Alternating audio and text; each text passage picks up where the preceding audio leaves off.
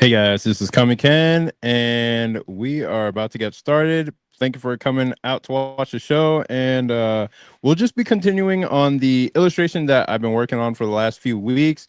It's basically my two main characters, Vivi and Chelsea from Saintly, in the pool rooms, and they're swimming in the water. So we're gonna see how that turns out. So today we're adding the shadows and lighting to the scene to make the whole scene like come together.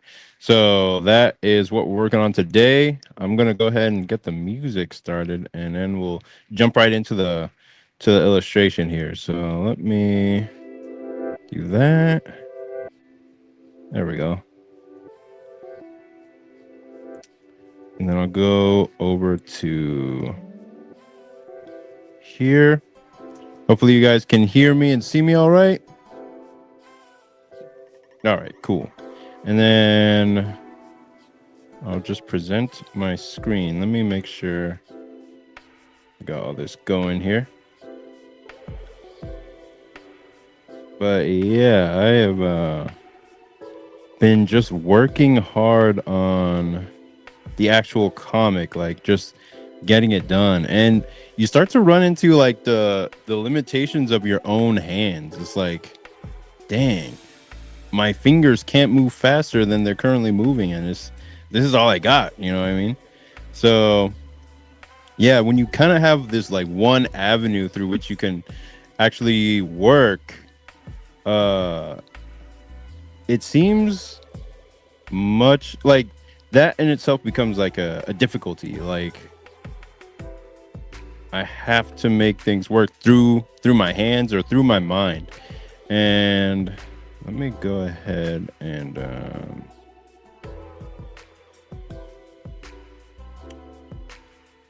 okay, let me share my screen. Share screen. Entire screen.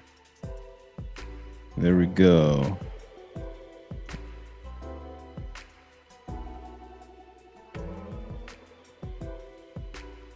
I'm going to put this over here and set up with this arrangement. There we go. And let me say what's up to Nick Stream. Appreciate you coming out to the show, man. What's up? And then say what's up to Jom, Jom. Appreciate you coming out to the stream as well, man.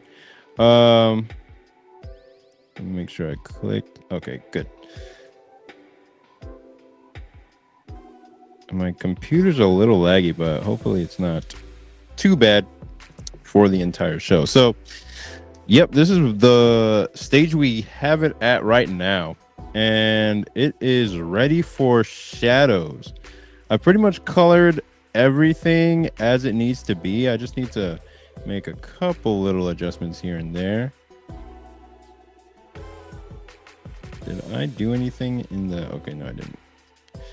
Let me lower the music in my ear and make sure everything is set up right. Okay, so I'm going to take this color, fill that in right there.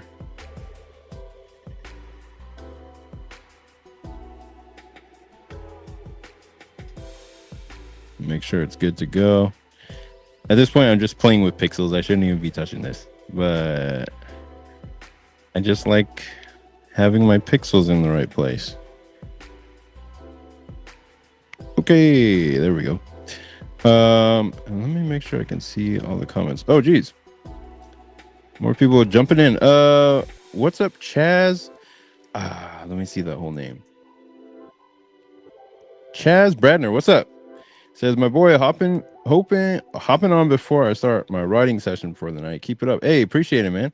Appreciate you coming out to the show. Dark Nightwing slash TV. What's up, man? Appreciate you coming out to the show. He says, I see what you did there. What did I do? Joseph Lopez. Hey, what's up, man? Appreciate you coming out to the show. Hey, what's up, Paul? How you doing, man? Hope you're doing all right. We are just now getting started. And I am trying to, let me see, So the shine in her lip should be lower, I think. It's always a bluish color in the actual comic.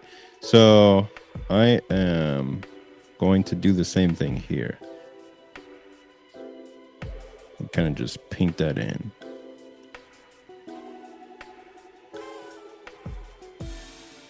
And I'll probably look back at it over the course of the drawing to make sure it's like in the right place or that it just feels right. But for now, what I'm going to do is I'm going to pull up the reference sheet that we had. That way we have the full, like, everything that we need to draw with. So I'm going to hit the split view, pull this up. I'm going to hit slide over for that. That way we just have it in the background. And let me check out the comments here. Joseph Lopez says, I'm sketching my panels right now. Awesome, man. Paul P says, I'm doing good, just been busy working. Nice. Darkwing says, the two girls, it draws attention. Yeah, there's nobody else in the drawing. Sideburn says, are the tiles going to be different colors? No, they won't be different colors, like at all. They're probably going to be something along the lines of these colors, because that's how the pool rooms works. Like, the tiles are all like sort of a bluish greenish hue, and they're all the same color, kind of giving you this sense of infinite space, or like this space that just keeps going on forever without really stopping. So that is the vibe that we're going for in this. I might make it would be interesting to make it like a dark murky vibe like in this piece here, but for the time being I'm just trying to get the shadows in and the water right. So let's see, if we look at the light scheme of the pool rooms, basically I always default to a simple downward light scheme where the light just comes from up above. Like, there's no like something like this is very, very simple. It comes from up above, no place in particular. But would it be more beneficial to have it coming from the side? Not necessarily. But I do like to sometimes just start slapping in shadows and see what happens. So what kind of shadows? I really like how fluorescent these shadows look here on this character. Let me see. I like this shadow as well, but it's not really in a location. Like, she's separated out from any background, so there's not really a location. So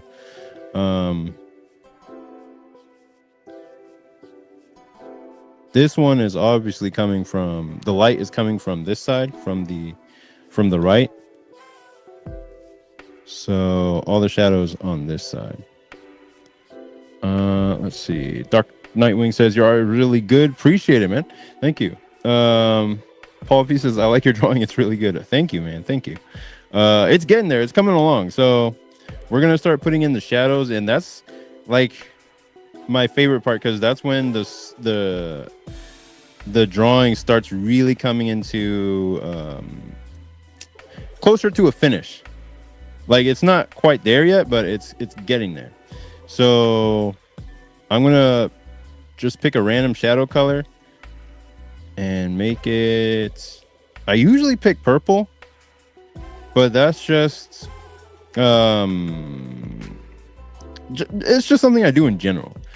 I'm gonna choose like maybe a reddish dark color here, and then I'm just gonna start slapping that in, see what happens. So do I want to paint it or do I want to cell shade it? That's the question here, because If I paint it, then it's going to be kind of a painterly thing like they got going on here. This is kind of nice here where it's also painted. And this one is as well. If I do it with the oil brush, if I make the density of paint higher, let's see.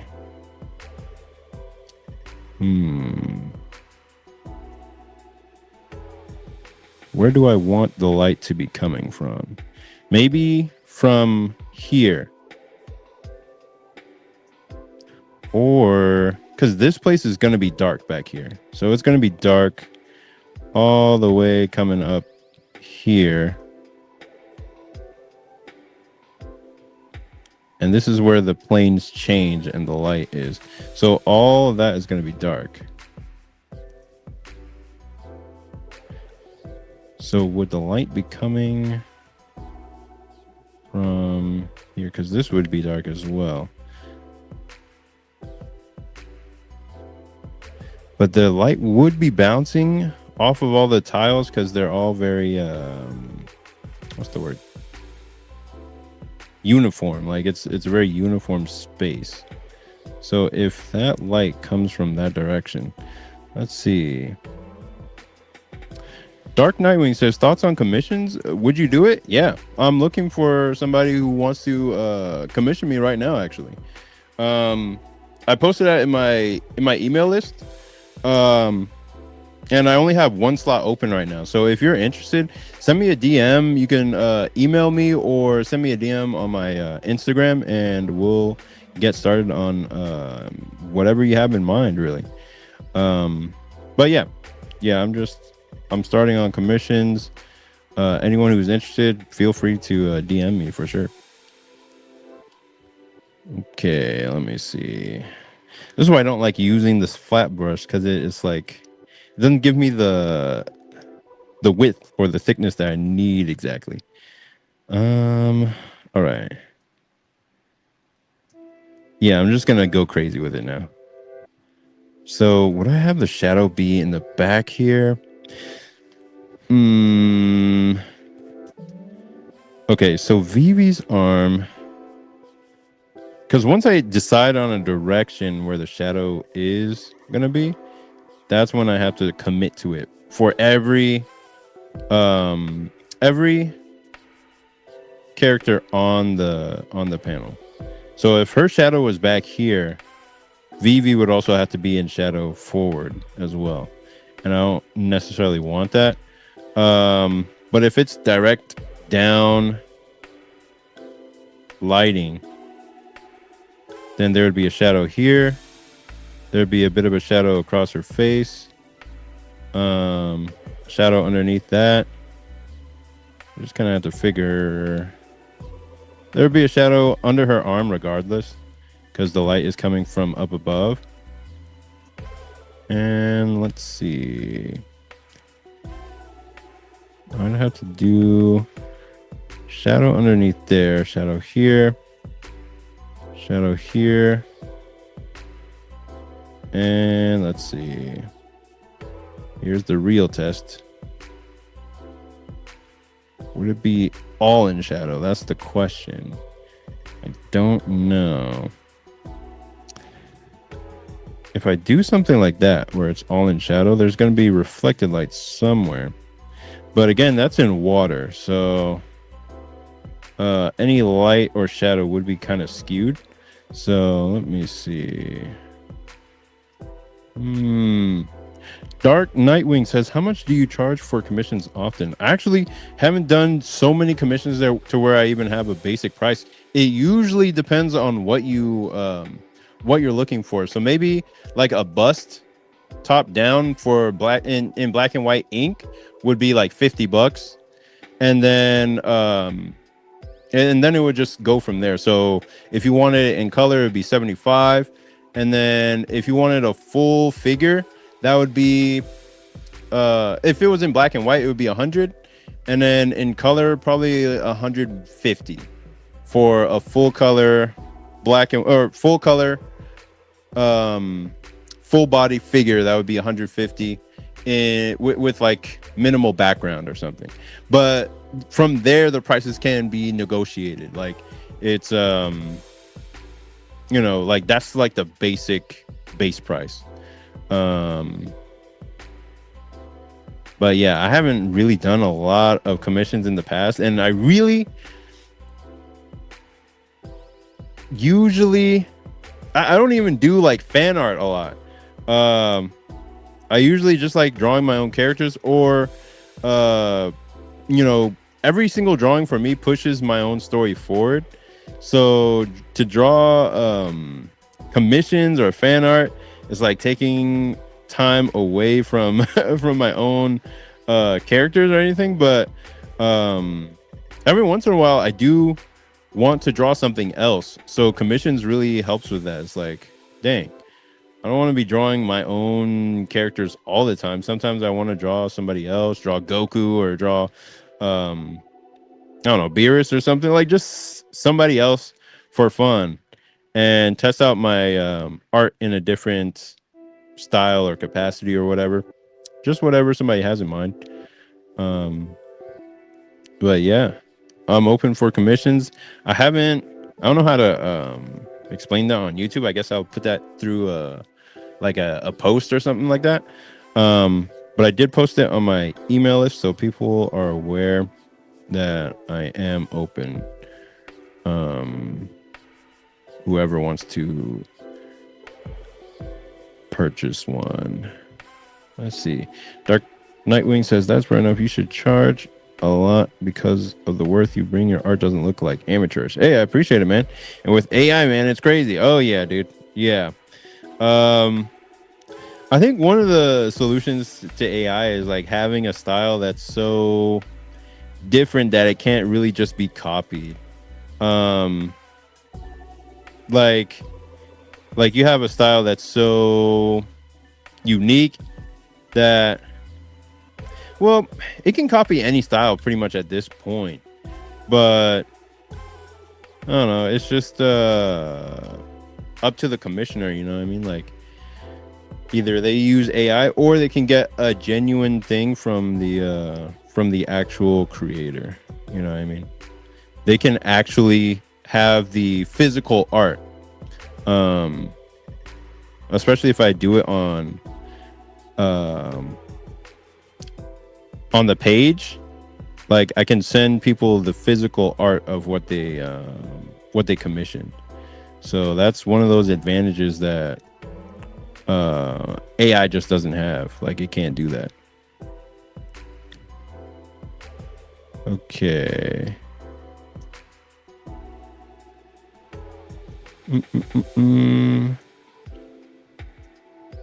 Dark Nightwing says my art is very stylized. It's like manga, webcomic-ish. I thought unique was bad with AI, so not so, I guess. Haha. Yeah. It's really good these days because the first and most copied style of that AI or that people that use AI copy is like that Pixiv hyper anime super painterly anime style where it looks really pretty and really like highly technical. That's the first thing AI copied. Like it's so what's the word? It's such a common style that people use that people are just like, AI will copy it and you can't even tell if it's a copy, or you can't even tell if it's AI or not because it's so it's such a common style that people use. But with something like a webcomic artist style, or like maybe somebody like Jeff Lemire, you can't just easily copy that with AI because it's so unique and his hand is so imprinted on his own style that you can't really just, even a human can't copy that easily. Like it's not something you can just be like, hey, print something out in Jeff Lemire style. It doesn't work like that. Jalem says it's not just that. You do it traditionally as well as digitally. Multi-dimensional talent. Yeah, for sure. Hot Trash X says, or Tracks. Speaking of AI, I was sitting there with my folks watching a mainstream TV show called Masked Singer, and the entire backgrounds and everything were just AI. Whoa, what the heck?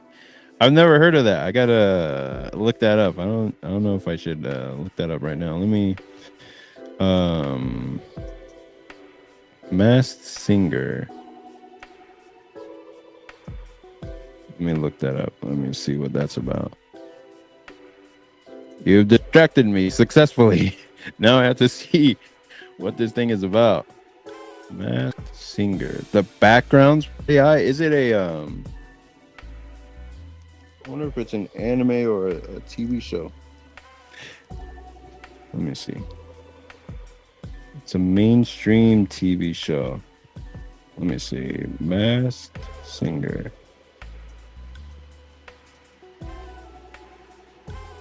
Oh, you know what? It'll be slow on my computer. Let me do it on my iPad. Where is Google? Okay.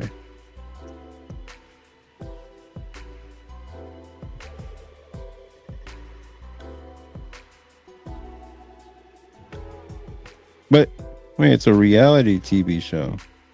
Or let me see.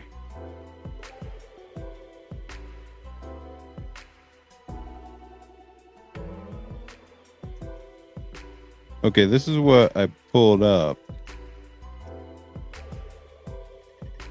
But one of them looks like a reality TV show, and then one of them looks like this. I wonder if this is it.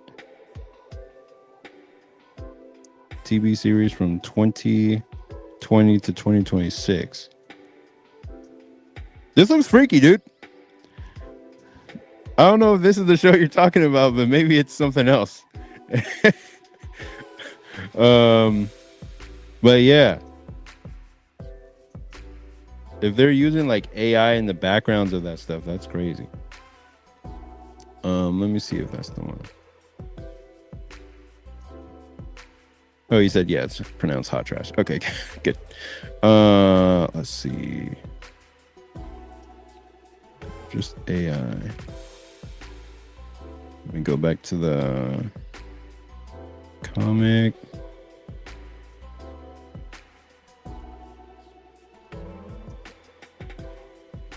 And slide it over. Slide over. Dark Nightwing says, but it's crazy there are people like average adults that won't even tell us if something is AI or not. That's very dangerous. It's crazy, man. Oh yeah, that's crazy.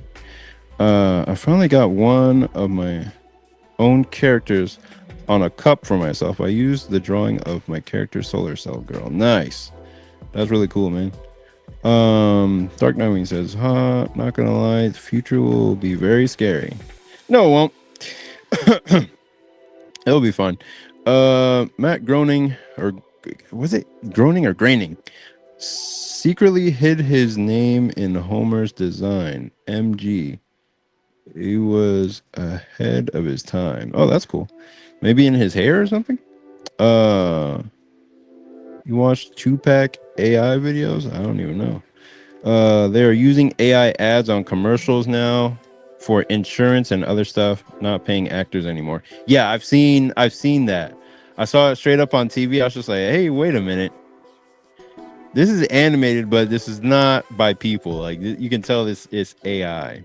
I was just like, come on, guys. What are we doing here? Let me see. Yeah, it's when you're supposed to guess what celebrity is singing, but the background and cutaways are all AI. That's crazy. That thumbnail doing work for the views, bro. Yeah, I bet. Master of all useless things. Hey, what's up, man? Appreciate you coming out to the show. They're both the same. Basically, American Idol, but the contestants are famous people hiding their identities in mascot unit suits. Oh, okay. The hair is M and the ears are G for Homer. Oh, that's cool. All right. All right, let's see what we got here. So this is the shadows so far, and they suck. So I'm going to figure something out here. I'm gonna erase some of this, erase some of that. And sometimes I'll just do stuff just to hope and pray that it might turn out good. Like I'll just start shading stuff randomly and be like, hey, maybe this will somehow turn out all right. I call it a hope and a prayer.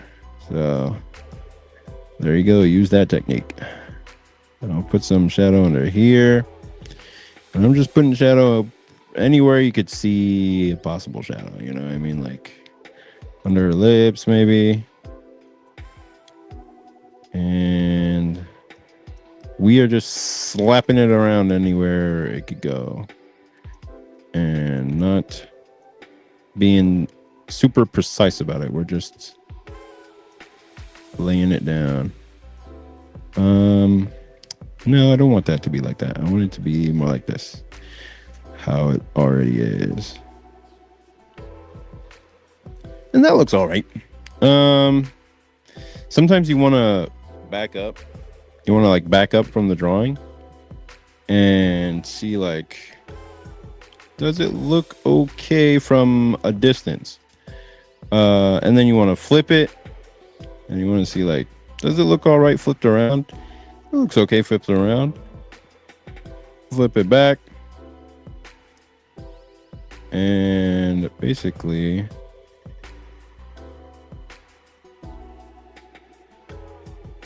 we'll take these shadows here, take it from under there. Let's see. They're both the same, basically. American Idol, but the contestants are famous people. Dark Nightwing. How much would you charge for bikini drawings, though? About the same as the full body like illustration. It would be like 150 for like full color illustration, but for black and white, it would be 100. I think that's what I said before. Not gonna lie, I was expecting you to do that crazy value shadow thing that people do in art time lapses. What is that value shadow thing that people do in oh, you mean like turn it black and white and then shade it based on black and white? I don't usually do that because I just play around with the levels. Like I'll play around with the opacity of the shadow layer and be like, do I want it to be like dark shadows or do I want it to be more light? I'll just play around with that and eyeball it. And if you want to do that, you could just like squint at the drawing, and if it looks like the shadows are in a good spot, you can just do it that way as well. Hey, what's up, Ictus? How you doing, man? Appreciate you coming out to the show, dude. Let's see. Hot Trash, do you got any hot takes on the modern art scene? I don't follow modern art. I don't know if you mean like modern art in like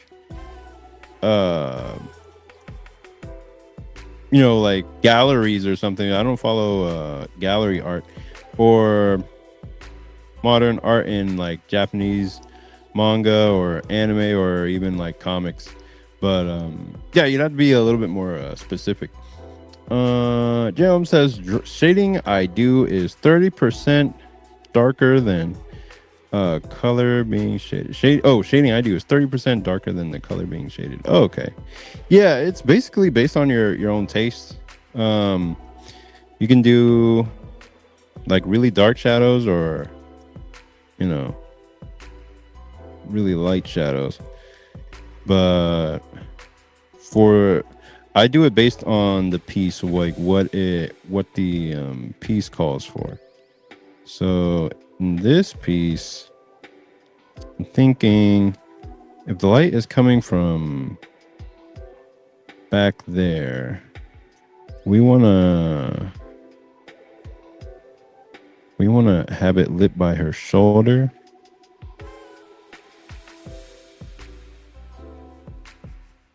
and kind of like that. Then we want to have the hair casting a shadow, but not really overshadowing anything. So the hair is casting a shadow on her skin, and then we're gonna do it like that.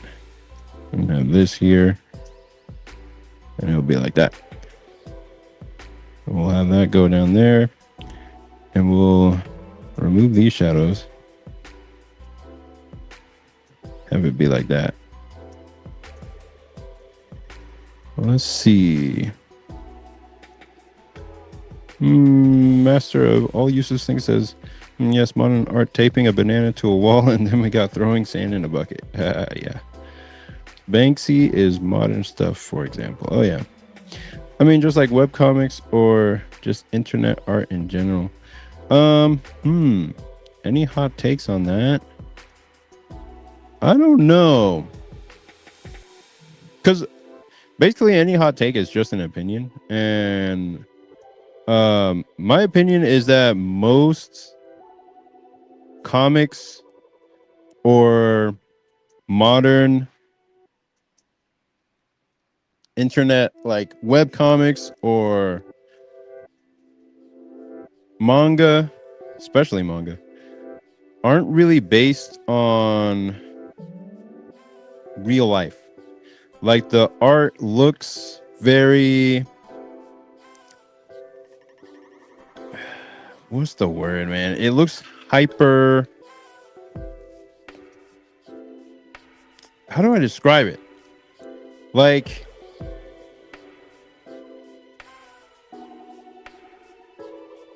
it's not based on real life. It's based on people's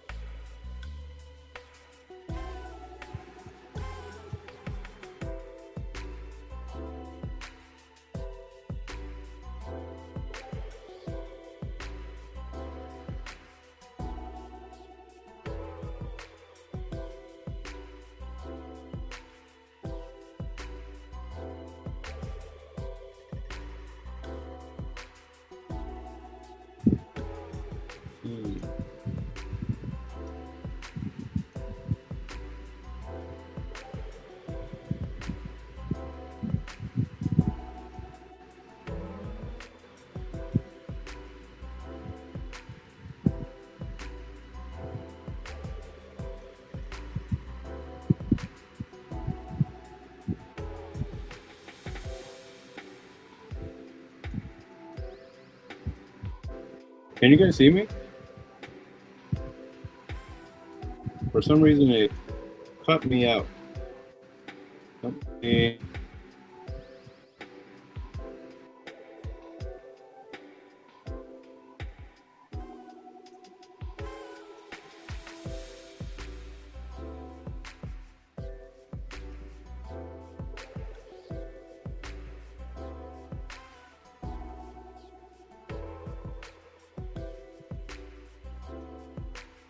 Can you guys see me now? Because it feels like I'm still loading in. Okay, I can see myself. All right, bet. Cool. I'm gonna go back to the drawing.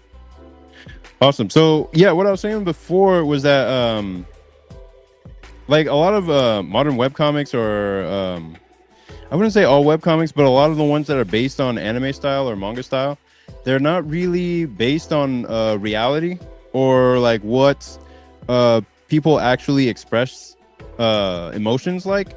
So a lot of them feel fake, like they're just going for the quick, easy emotion rather than basing it on something like how people really talk or interact, or real actual emotions. Like whenever somebody draws blush, and this is a problem that I have with like the new, what's it called, Ghost in the Shell.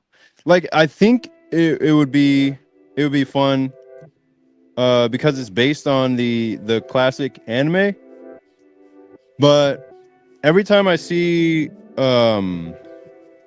like I think her name is Major Motoko, and I haven't seen Ghost in the Shell for years, but every time I see her, it's like she's always blushing this fluorescent red that you see in a lot of uh anime these days, where like people don't blush that hard, or they don't blush that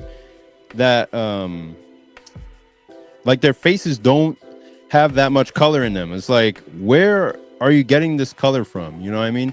And they're only getting it from other anime and manga that they've seen, because they've never they're not observing real people and how their face actually like flushes with color when they express embarrassment or emotion or that kind of stuff. So it's like they're not observing real people, so they can only get the animatized version of an emotion or expression. They can only have characters act like anime characters that they've experienced in the past, but they don't have any gravity or grounding sense to them, because they're just acting like anime characters rather than the creator observing real people and observing how they actually interact and speak with each other, and what actually causes embarrassment, what actually causes emotion, and what color that actually displays on the face and how it actually displays. Like there are other ways to show those types of emotions, but everyone chooses like the animatized way because that's all they know. Like they're not going out to actually talk with people and experience like, oh, how do people actually show these emotions? Like how what does it actually look like?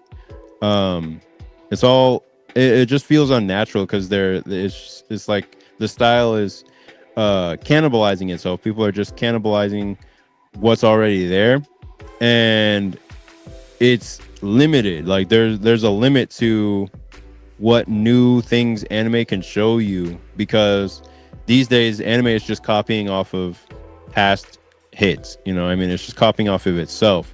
Whereas the greats from back in the day, the classics, they were taking from anime, but they were also taking a lot from real life and real life circumstances, and using anime as just or using the style as just a way to portray the real ideals or the real ideas that they had in mind. So yeah, that's my hot take. Like a lot of the expressions that you see in anime and manga or webcomics these days aren't based on anything real, and they don't feel convincing because they're just based on other shows that the person has seen. So yeah. Hey El May, what's up, man? He says you sound like Hayao Miyazaki. That that is something that I've heard him say, and then it's something I also read in his book. And he was saying the same thing back in the 70s. Either it was the 70s or the 80s that he was saying the same thing. Like every comic, and I've had videos about this as well. It's like every anime, even back then, he was just talking about how they were competing on who's the most loud, who's the most gaudy, who's the most sexual or violent, and it's like a race to the bottom in terms of just giving the viewer what they want to see, rather than telling a story that people would need to carefully like consider and think about and enjoy on that level. And I'm not saying that every show has to be like that, like has to be this contemplative piece of work, masterpiece type thing. Like, I'm not saying that at all, but a lot of stuff these days is just like, let's dial it back a little bit and take some notes from reality. And I'm gonna have some videos about that coming up pretty soon.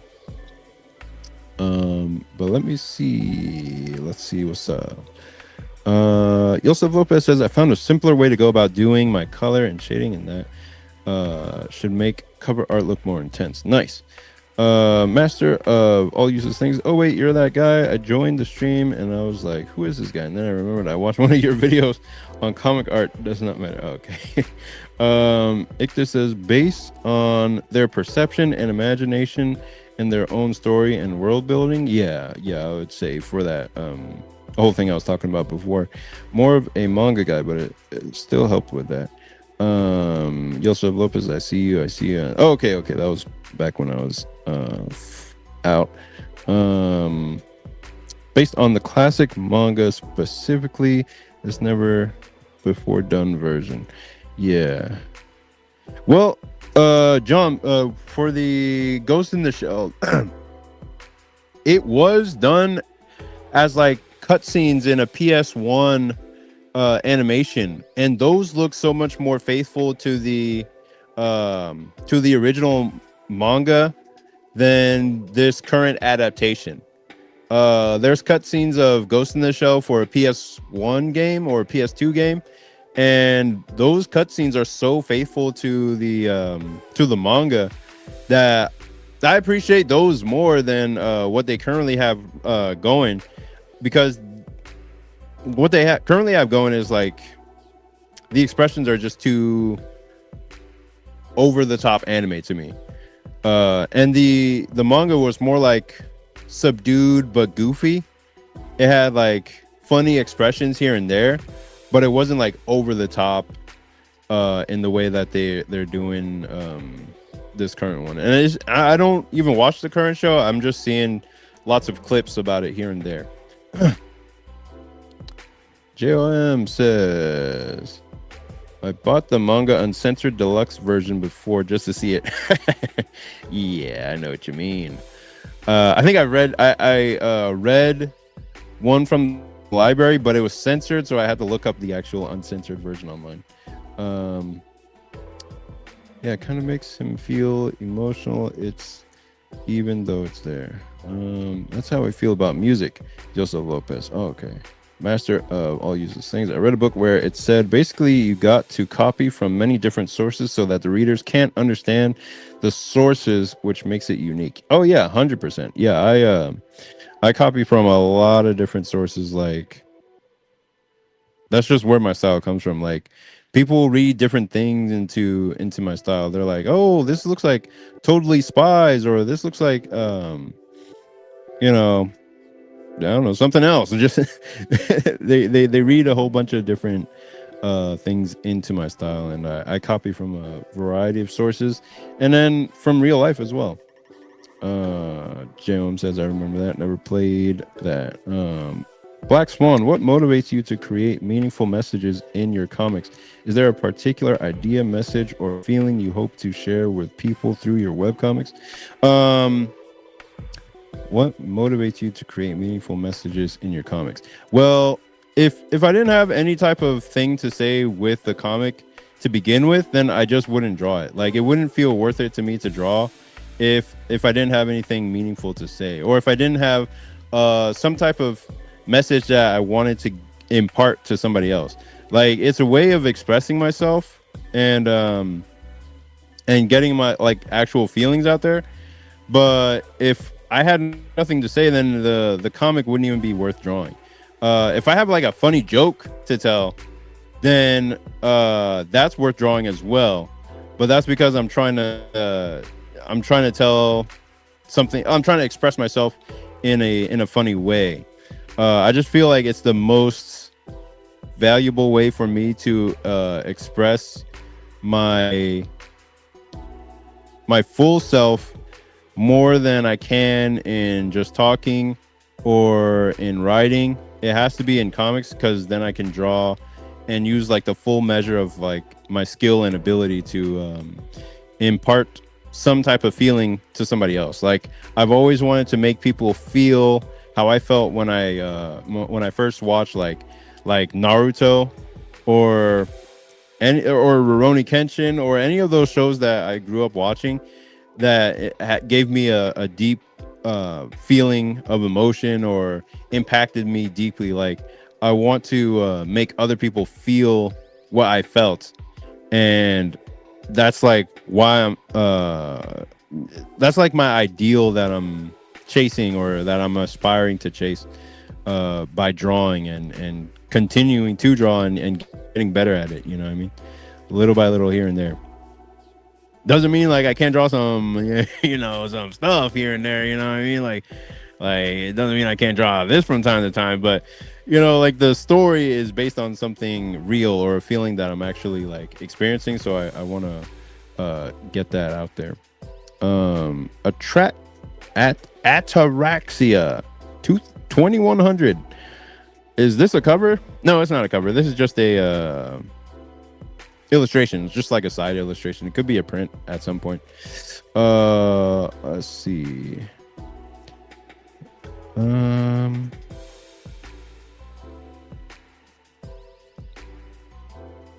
Let's see. What was your inspiration for making Saintly?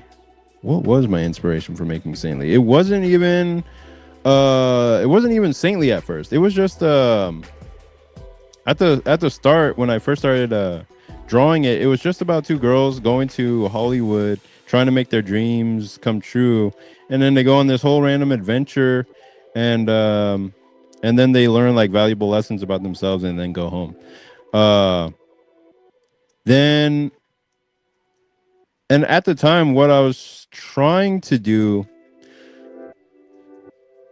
was tell a good story. I was just 19 at that point, so I didn't really have like a point to the story. It was just like, okay, this is a good premise, so let me try to make something out of it so that I can show, so that I can prove my writing ability. That's more what it was about at the time, and having a point to the story was, it was like an afterthought, but it was still there. I just can't remember what it was at this point. And then over time, I was just like, well, comics usually have like some type of high concept or some type of interesting thing about them that makes people want to read it beyond just the normal setting. Like it could entirely be just about two girls like going to Hollywood and doing stuff, but that doesn't sell as well in American comics, and the high concept stuff is just more fun to draw, and it gives me an excuse to draw things that that I have in my aesthetic. So what was the inspiration was at the time when I was given the offer to do Saintly as a full graphic novel. I was just super broke and deciding between, well, either giving up being a creative and just focusing on getting money, or going all in on my creativity and trying to make it happen no matter what, even if I had to suffer for decades to make it happen. And so like the inspiration was Saintly is like, when you're given the choice between having instant success or having to spend decades just for the chance at maybe having some creative success, which one would you take, and what are the consequences if you decide to take shortcuts? So that is the base inspiration behind the idea for Saintly. This is the main character. She is an aspiring like horror movie director, and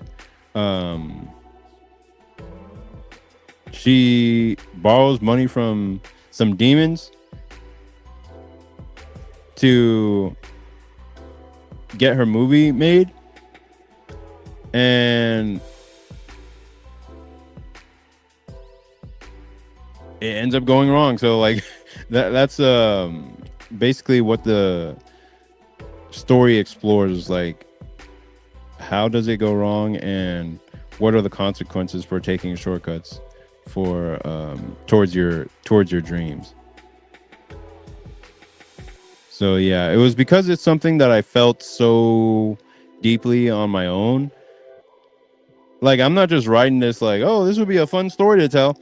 No, it's because it's something I felt deeply. Like the choice between taking easy money or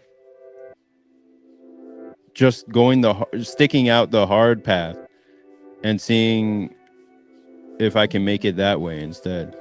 And so I want to explore that using Saintly and showing like, hey, this is what happens if you take shortcuts. If you don't do it the right way. So yeah. Let's see. Which parfait? Hey, what's up? Like, welcome to the show. I don't think I've seen your name here before.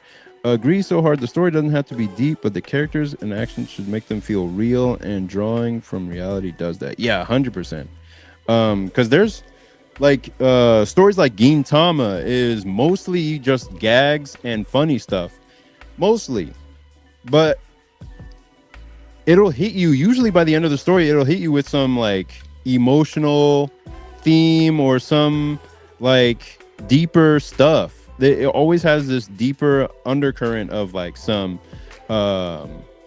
lesson or just some meaning that it can impart to you after all the gags are done. And it'll go from one episode being full on gags with no meaning at all. It would just be funny. And then the next will be like a hard hitting like battle story with emotional stakes and stuff that'll make you cry even. So yeah, Gintama is has it all. Black Swan says instant success or spend decades for a chance at uncertain success. That sounds like a nice premise to work from. Hey, appreciate it, man. Yeah, it's something I recently saw in a video about like Hollywood actors like Bryan Cranston, who we all know him from like Breaking Bad and Malcolm in the Middle and all that stuff. But up until then, he was just a regular working actor that nobody really knew. He was just in stuff, and it wasn't until he had like a minor role in something that somebody saw him in, and they were like, wait a minute, he can do this, let's call him up for this. And that's when he got his big break and blew up and became this character that we all know, like in Hal or in Walter White from Breaking Bad, is because he spent all those years building up his track record of just working and being a good actor and being somebody easy to work with. But most people these days, especially, even me, of course, like want it easily. Like they want it to be instant and easy. And because we see a lot of examples of like people online, just like 20-year-olds making it in entertainment very easily. Like you'll see, well, not easily, but they're just very early on. Like you'll see guys like Kai Cenat or iShow Speed, streamers just making millions and millions, like generational wealth off of just doing crazy stuff on the internet. And it's just like, how are they doing that? What are they doing? Like, I want the money, but I don't necessarily want the fame. And my character, just like me, is experiencing like, dang, I'm seeing all these people reach their goals young. Like one of the drawings I did recently was of my character. Like she heard about the guys from Obsession, and she was like, congratulating them, but she was just actually supremely jealous of the 20-year-old movie director for the Backrooms and for Obsession, and how they're like blown up in Hollywood now, and she's just like, they're so great, so happy for them, like, you know, because they're she's the same age, and she's just like struggling, has no money and all that stuff. And so yeah, I wanted to really like hit on that note, hit on that message, and show people that instead of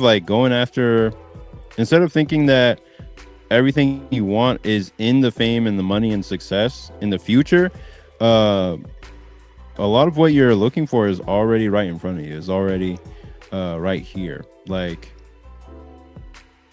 in having a nice friend that you can hang out with, in just being able to breathe and eat and have like 2 working arms and 2 working legs. Like the story, over the course of the story, you'll see her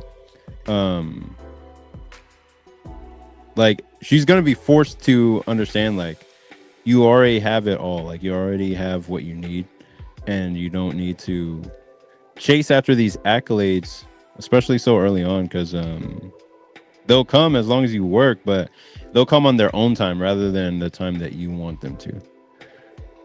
So let me see. Hey, Solidine Brian, what's up, man? Appreciate you coming out. This image is really coming along. Nice work. Hey, appreciate it. Gintama is goated. Yep, 100%. FN Galcatraz. I don't think I've seen you before, but what's up? Oh, FNG Alcatraz. Oh my god. Question. I'm trying to get into webcomics and I can draw, but not good with colors. But my point is, an artist like yourself.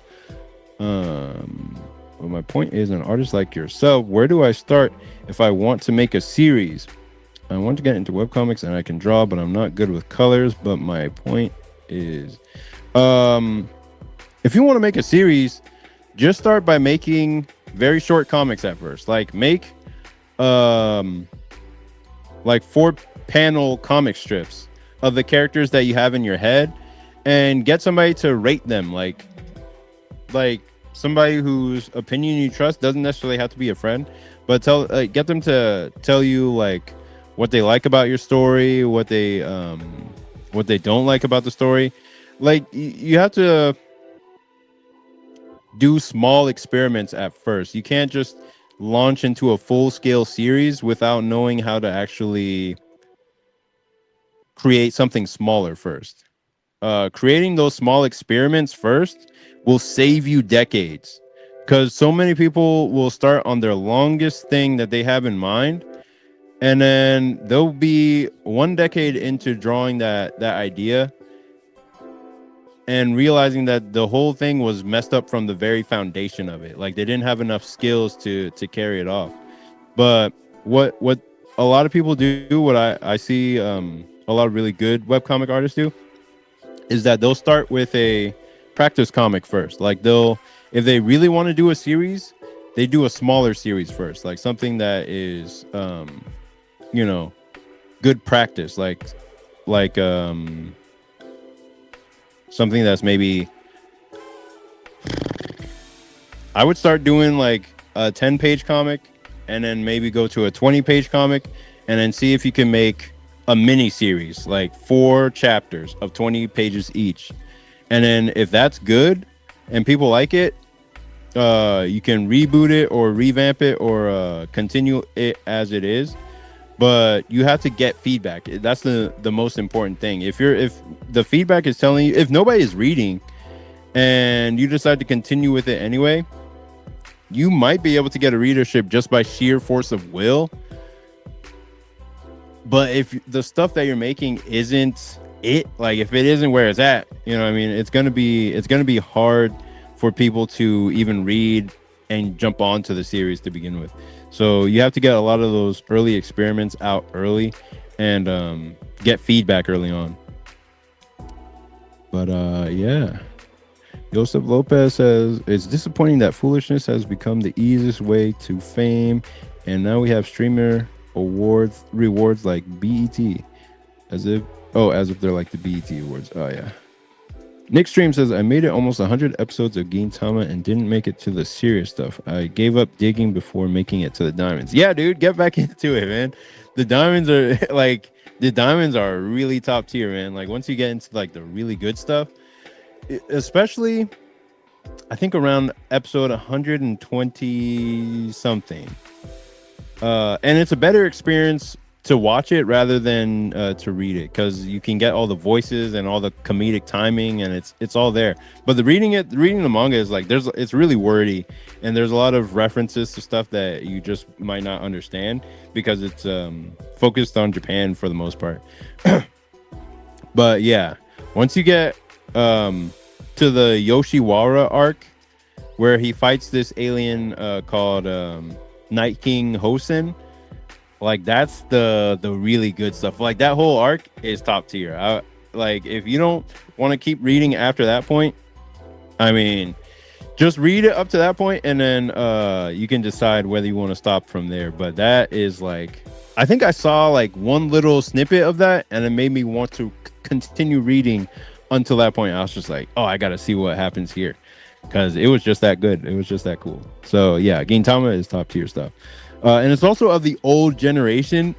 So they have a much stronger sense of creating a world, creating characters, and not just throwing away characters or plot points when they get bored of them. Like they really develop things out and make you enjoy and savor what they're creating. But yeah. Said Just the Atlas. Hey, what's up? I joined super later. Oh, that's not that bad. Super late. FNG Alcatraz says, you mean like a one shot? No, not something as committal as a one shot. You don't want to jump right into this long 45-page thing. Like, you want to build your muscle of storytelling first before you jump into a long form thing. Because like, if you don't even know the basics of story, and then you jump into this long ass story, I mean, you can learn from that, for sure. Like you can learn from anything, but if you jump into something too long and you feel like giving up in the middle of it, then you have this incomplete thing. Whereas if you do a 4-page or 4-panel strip, now you have a completed piece of work. You have a complete brick. It's beginning to end done. And then if you do a full page of stuff, beginning to end in one page, you have another done piece of work. Then if you have a 4-page thing and it's beginning to end in 4 pages, then you have another completed piece. So you want to get used to that muscle of finishing work rather than abandoning things in the middle. So and the sooner you can get that muscle of storytelling and finishing the work, then you can build up to longer and longer projects. FNG Alcatraz, I would say. Oh, Yosef loves, I would say, get used to making different panels and make a short 10-page. Yeah, I see. And if that is the case, are there any good places that are good to post? If you don't want anybody to see it and you feel like nervous about posting your stuff, you can post on DeviantArt. That's still a good place to post, and that's where I started off, like just posting my stuff, and I didn't really care about getting likes or anything, because that wasn't, back then nobody really cared about all that much, you know what I mean? It wasn't like a big deal, especially when I was a kid, because like, you know, you go outside and you play, and that matters more, and going to school and all that stuff matters more than getting likes online. So yeah, posting to DeviantArt is a very no pressure, low pressure way to post your stuff. Same with posting to Comics Fury. Just places where it's not like such a big platform like Webtoons, where everybody can see like stuff that you're doing. But if you do want that attention, Webtoons is a good place to post. Tapas is a good place to post as well. Or Global Comics. FNG Alcatraz says, also thank you for the shout out. Recently subscribed after watching a few of your videos that helped me to get inspired to draw something again. Hey, appreciate it. Yeah, man. I hope it helped. Hot Trash, y'all ever watch Zatch Bell? Yes. Yes, I did. Zatch Bell was really, really fun. And I have like the first volume like right here. Let me pull that up.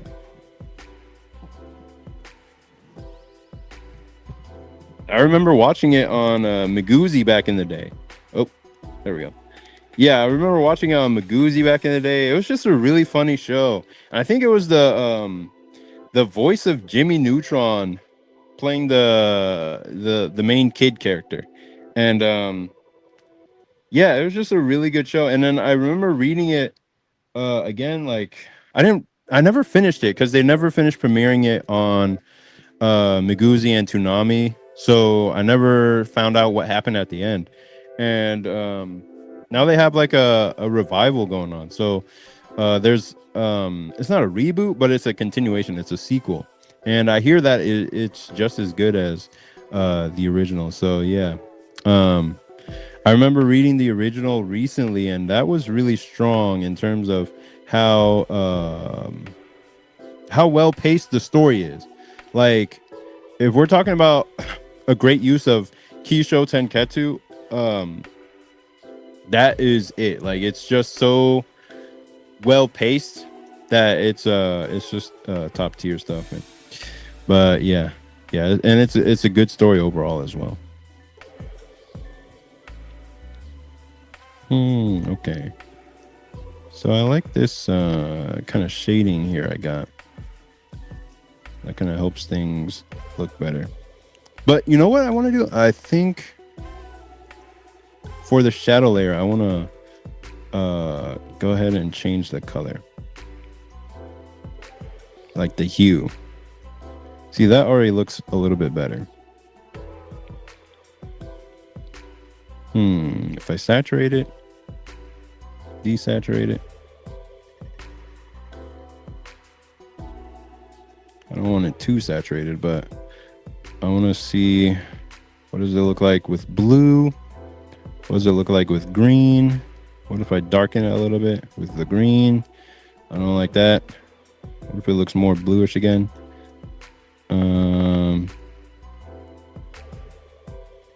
Now let's go to the other side and see.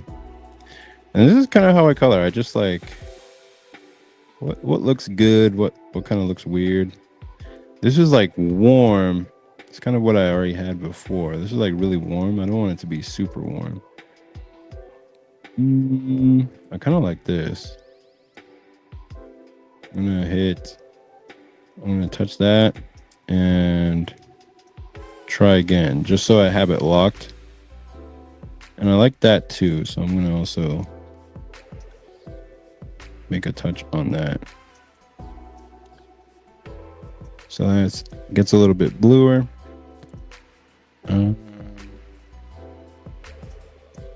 Let's see. Hue is blue.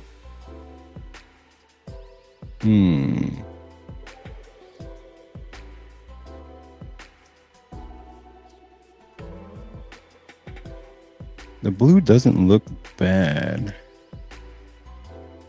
I don't want it to be too warm. Yeah, I might do it like that. I want it to be super saturated now. What if I desaturate it more? Not too desaturated.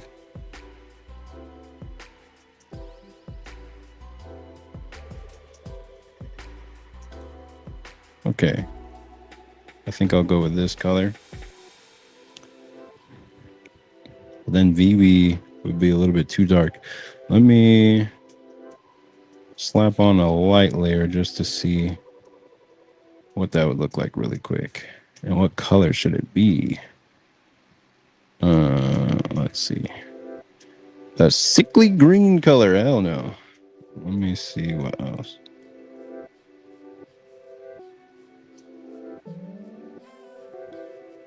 I'm going to select both of them. Okay, here we go.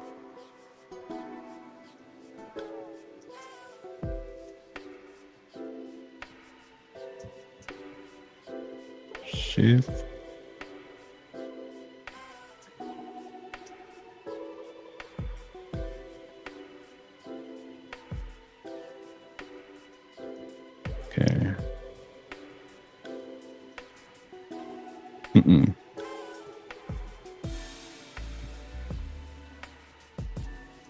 Okay. So here's when I would go back to the light layer and just actually let me go over here, turn off that selection so we can't see it. And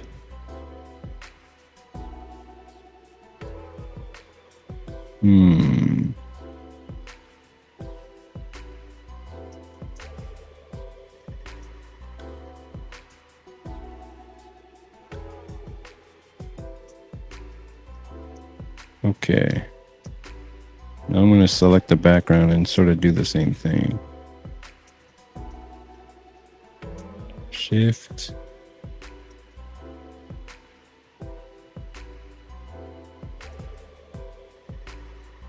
And save. No, I wanted to take that off. Okay. So that's kind of that. And I'm going to lower it.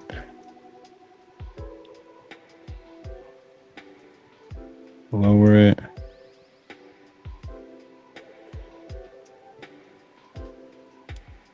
And then hue, saturation, luminosity. I'm going to pick a color for it that would seem nice.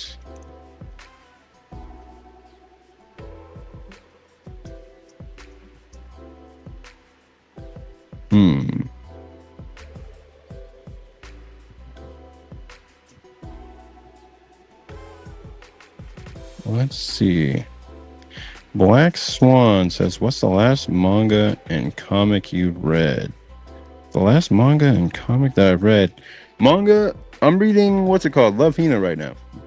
In Japanese. And it is pretty nice.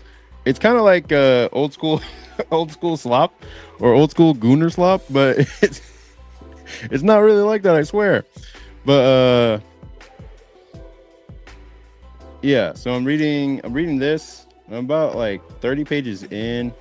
I have like a 4th grade reading level, so I understand most of what's going on just by context clues. And then the last comic that I read, what is that? What was the last comic I read? I don't think I finished it. Whatever I read last.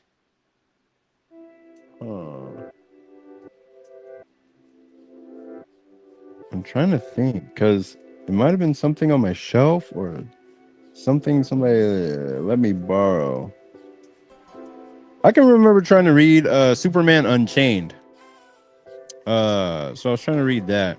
I didn't finish it, but that's the last thing I was trying to read. Let me see if it was nearby me, though. Yeah. I just don't remember the last comic I was trying to read. It must have been something that somebody sent me or something. But yeah, that's kind of what I've been reading these days. Let me see.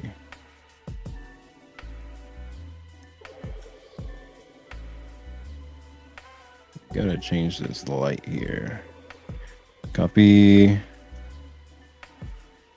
That's not what I wanted to do at all. Oh, that's much better already.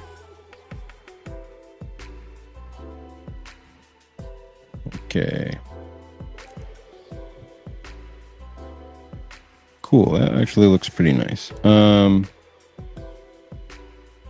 But the shadow still got to be fixed. So if I do take out the shadow layer, though, let me Command Option that. And then I'm going to hit delete. And we'll see what that looks like. That looks okay. But yeah, I'm kind of in that in between space where I'm figuring out how this works. Black Swan says, sounds like you don't have a major interest in comics. Man, I have so many comics on my shelves, but like I was saying in like the art versus story video, I mostly got those as art samples. Like, okay, this art is really good. I'm gonna keep this art. Or as comics that I read in the past that I thought like were really good story wise, and I wanted to keep. But there's no new comics that I'm like super interested in. Um, and most of the books I read nowadays are about technique or like business. And I just picked up like 3 different books on manga style storytelling for a pretty penny. I think I'm going to talk about them on the channel at some point. This one's called Manga no Urawaza, and it's like I don't even know what that means, like back skill or something like that, or a hidden skill or something like that, where it's talking about like 50 things that make a hit manga. Then there was this book about paneling that this artist named Hake online recommended, and I was just like, oh, I gotta buy that. And I bought it, and I'm gonna read through it to see like how I can improve my paneling through that. And then this manga, or like this book that I saw a while ago called Manga no Genri, which is like, I guess it's like fundamental theory or something like that, which is about how to think about manga when you make it. And it has a lot of examples from both shonen and shoujo. And so I'm going to read through that and see what it is. Like, for me, I really appreciate what American comics do and what they're all about, but I want to break down and understand and disseminate what makes manga tick. Like, I want to know how are they creating stories that are somehow more engaging than video games, or somehow as engaging as video games, where people will be like, oh shit, the new chapter of One Piece is out, I gotta put this down and read that. It's like more often than not, like, nobody's really feeling about comics in the same way. It's like, it's more like, oh, we'll read them when we get to them, you know what I mean? But manga is like, is able to create a sort of culture around itself to where it makes you want to read it's not just in the skill of the storytelling, but it creates a culture around itself that makes you want to read the latest chapter so that you can keep up with the conversation with your friends. And that's partially what the anime is for, and that it helps with that. But I'm hoping that by reading these books, I can get just a little glimpse at what it takes to make something that is popular with an audience, not necessarily popular on the mainstream, because the mainstream for me is not worth getting into. It's like, it's not like, the mainstream is the mainstream for a reason, because it just does the, you know, what everybody would like. But I'm not trying to make stuff that everybody would like. I'm trying to make stuff that you know, a specific type of person would like. I'm just focused on that and not trying to appeal to the mainstream. While I do really appreciate like what manga brings to the table, it's not flawless. Like, it's not the be all end all of storytelling. It's not the best thing ever in the world. It just happens to be really, really strong at what it does. And it's impacted me, and I'm trying to always like figure out the secrets behind what makes it so impactful, and then use it for my own work without trying to without having to try to go over to Japan to make the stuff, because they tend to take up your entire life force in making manga in general, and I don't want to have to sacrifice all that life to make manga in a stage where I might not even, you know, succeed. So I just leave that alone and try to focus on making the comics over here, where at least I can still, you know, have a life outside of doing all that stuff. I mean, right now I don't, but that's because I'm on go mode. Like there's no stopping this train. It's just like we're making this comic and we're not going to stop until it's done. But yeah, that's kind of how I think about it. I want to use their tricks and techniques without having to actually work in the industry. Even though I do want to like go over there and still learn some things. I have a friend who lives in Japan and he's an assistant to a manga artist that nobody's ever heard of. But I'll say it right here since it's a live stream.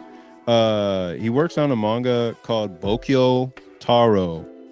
BOKYOU TAROU. And it's a manga that nobody's ever heard of over here in the States. We don't even know about any of it, but the manga author makes a buttload. You know what I mean? Like he makes enough to like, you know, has several cars, goes on various trips, and he's chilling. Like he's made his money, but he's made his money doing comics we've never heard of. Everybody thinks that they have to make the next JJK or Chainsaw Man or whatever is popular these days to make it in comics, but you can make completely unheard of works and still be making a good living in comics or in manga, as long as you put in the work and the time it takes to actually build up a reputation, build up a solid fan base. You can make pretty much anything, and with enough like determination and grit, like you can make a living and just be chilling off of that. So yeah, I think it's really worth it to figure out like what makes manga work and incorporate what makes American comics work, like The Dark Knight Returns or Watchmen, or those are just like really famous examples. But what else have I read? Can y'all still see me? Okay, good. Or just like classics like Spider-Man, that kind of stuff. And then it's also worth like studying manhwa. Like manhwa always felt like to me a more, it's not soulless, but it just seems like a more superficial version of manga. But it's not that, and I know it's not that. It's just I have to be able to look and see beyond the flash or the surface to really get into it. You know what I mean? Like I have to look and read more manhwa to see, well, what are they trying to stay underneath all the flash and whatnot? Because there's a lot of good stuff there that people have told me about, but I haven't had the time to read or the interest in reading. But they're really good at addictive storytelling, like getting to the point and pulling you along for the ride, giving you something that that rewards you instantly and keeps you hooked to keep like reading for a long period of time. I mean, just like manga, they tend to drop the ball in later parts, but I guess that just comes with the territory. But yeah, LeMay says looking good. Black Swan says, have you tried to implement the Kisho Tenketsu structure in your recent works? Oh yeah, 100%. Like at a certain point, it just I did that really heavily on the first chapter of Saintly. Like I was making sure I was hitting every single point on every few pages just to keep the story rolling along. And then for the subsequent chapters, like it just becomes embedded into your storytelling style. like into your mind to where you're just doing that on automatic, where you're just like, okay, key, show 10 cats. Here's the story rolling along. Here's the story rolling along. Like it's how you set up the chapter, but it works in a fractal way. And I have a video about this on my channel, like that I did like maybe 2 years ago. It's like 30 minutes. And it works in like a fractal way where key show 10 cats spreads across the full chapter, and then it spreads for like each segment of the chapter, and then each little moment of the chapter, and then each panel of the chapter. So yeah, it's a way to keep the story rolling. And yeah, I use it for everything. But I either substitute it or supplement it with other storytelling paradigms to make sure that my story is not weak and that it's like, you know, able to do what it's meant to do, or able to get across the story that I'm trying to tell. Okay, let me put this on a lower thing. Let's see. Which Parfait says shows how big the world really is. Oh yeah, 100%. I think I put this as a comment underneath a few comments recently, where I'll talk about how there's so many people with like millions of followers that none of us have ever heard about. Like none of us. Like they have fans that are willing to pay out the nose for their books or for their comics or whatever, but none of us have ever heard about them. And they're making a living just fine doing what they're doing. We just aren't even aware. And it's nice to think about, because anybody can do this. You just have to be willing to get good at it and be consistent at it. Being consistent is probably better than being good at it, because if somebody sees that you've been consistent on one thing for a number of years, they'll be like, dang, this guy is actually still doing it. And I don't know, they'd be interested just to see what you're doing because you've been at it for so long. Like it's almost like the amount of time you put into it becomes an attractor. Like people are like, well, if he put so much time into it, then it must be important. I mean, I guess I'll check it out and see what's going on with it. There's this book called this webcomic called Gunner Krigg Court, and I always check back in on it every once in a while. I've never read it personally, but I'll check back in on it once in a while just to see, like, is this thing still going?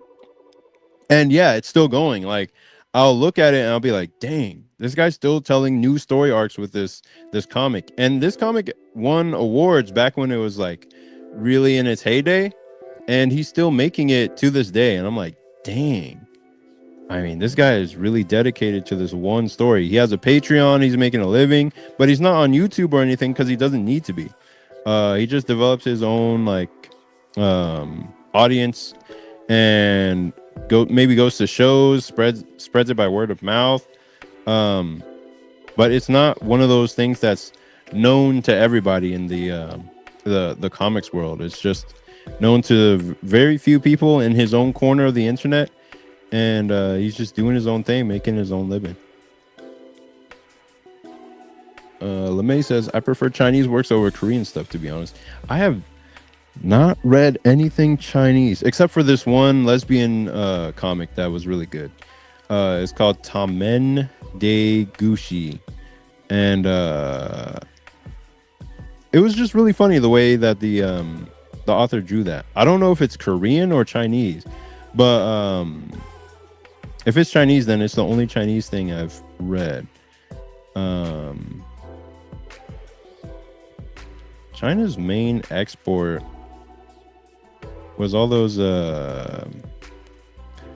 Jackie Chan movies back in the day, so I didn't really notice them as a animation center, animation hub, or comics hub. You know what I mean? Like they're only recently starting to blow up with that stuff, even though they've been doing it for decades. Nick Stream says, have you read or studied any American comics like in the golden or silver age? Even if you say golden or silver age, I don't even know what age of comics those are, like 1950s, 60s, or 70s. I can't tell. But my favorite kind of old style comic is Spider-Man. Just for the art style alone, like I just love the way he draws the art for Spider-Man, how he draws the characters with so much emotion and life. And I don't really gravitate towards most of that older stuff because it seems like the storytelling is a little bit on the nose. Like it's a little bit too on the nose. Every character is like just talking about their emotions on the face of it. It's like, man, today was a really terrible day and I feel horrible. And I mean, that's not necessarily bad, but I just haven't read that many really old style comics to really get a feel for it. Maybe there's some good ones that people can recommend, but even Watchmen, I was just like, it was hard for me to like read all the way through it. I was kind of struggling with it because it was just so it was really wordy. Everybody likes it, and it's not because it was wordy that it was hard to get through. It was just because sometimes I was reading through a lot of the in-between matter of the comic rather than just reading the comic to finish the story. And maybe the characters didn't appeal to me as much, or something like that. But the works of Frank Miller were a lot more appealing to me. Like I liked his old Daredevil, and I liked Batman, the Dark Knight Returns.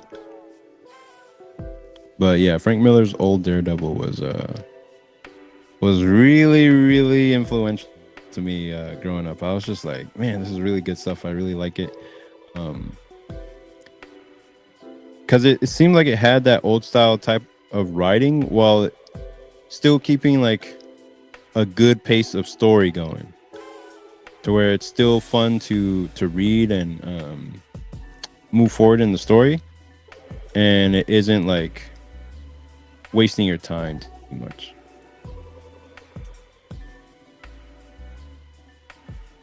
What's going on here? Oh, it's just really small. Okay. Well, let's see. Nick Stream says, I'm hard studying John Byrne's Sensational She-Hulk. Dude, I want to buy that comic so bad. Like, every time I had the opportunity to buy it,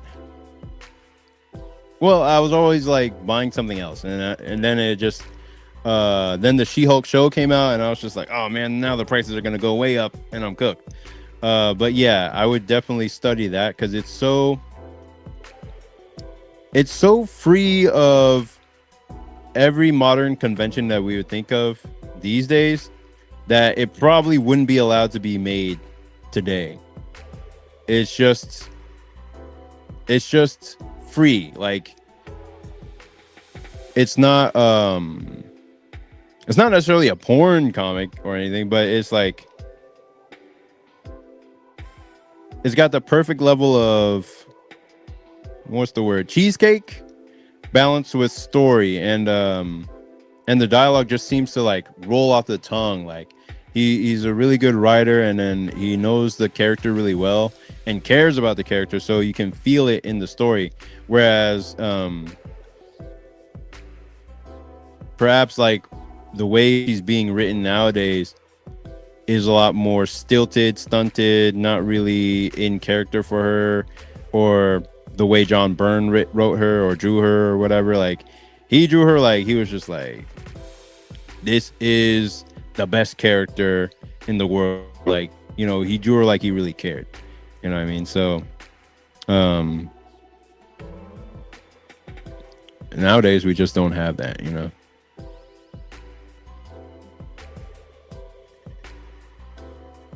And sexual stuff, like I have nothing against sexual stuff. I'm not like a Puritan or anything.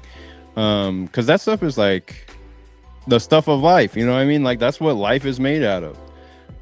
If it wasn't for that, nobody would be here. You know what I mean? And when people try to shoot it down or get rid of it, it's like I feel like they're anti-life in a way, where it's like if you can't enjoy this type of stuff in this life, when are you supposed to enjoy it? Next life? So it was made. This type of stuff is made for you to enjoy, and it's there for a reason. It serves a purpose, you know. So I'm not against that type of stuff in comics or in stories or any of that kind of stuff whatsoever. I just personally had a problem with it in Dandadan because it just didn't feel. I mean, it's all over the place in Dandadan, but I just felt like the core romance aspect didn't feel earned or true. It just felt too wish fulfillment, and I was just like, come on, let the guy at least work to try to earn her affection somewhat. But yeah, that's just what I felt about Dandadan. Like it wasn't the Gooner stuff was, you know, fine, but in certain aspects I couldn't take seriously. But yeah. Dale, hey, what's up, man? Appreciate you coming out. Have we ever read any Carl Barks comics? Yes. The only one that comes to mind is the Scrooge McDuck comics, and I remember having at least one of those around here somewhere. And his cartooning is just so strong that like it's absolutely clear whatever is happening in the story at every single point. Like he never draws an unclear panel. So his cartooning in that book is something to even like study from, and I'll learn a lot just from that. So that's one of those American comics that I've learned from, that I draw inspiration from, because he's able to make things look clear and feel clear. And that's like a really important skill to have in comics and manga in general. Just to be able to make things, depict things clearly. Because you never want the reader to be confused for a second, like what is happening in your comic or in your story. It has to be 100% clear at all times, where people just get confused and then put it down. They'll be like, what is happening right now? And then they'll put it down.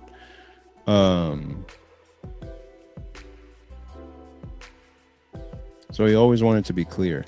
I actually read a comic panel, or a manga panel in Bleach recently that looked unclear because of the way Kubo drew it. It was understandable what was happening, but in the panel itself, it was too close up to see clearly what the character was doing. So for that 1 second, there's a little break in the immersion of the story where you're just like, wait, whoa, what just happened there? And you want to try to avoid that as much as possible. All right, so here we go with the details. I'm gonna put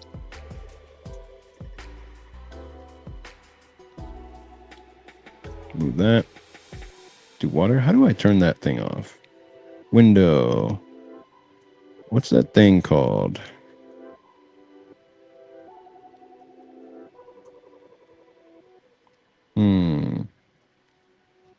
It's like a view switch or something like that.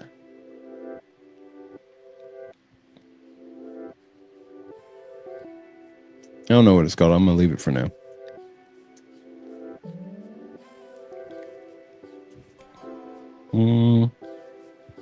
Let's let's hit save. Let's see my time here.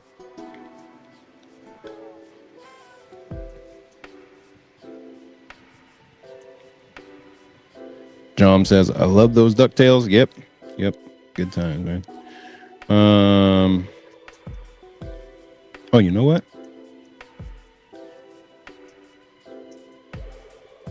There would be some more shadow on her body over here.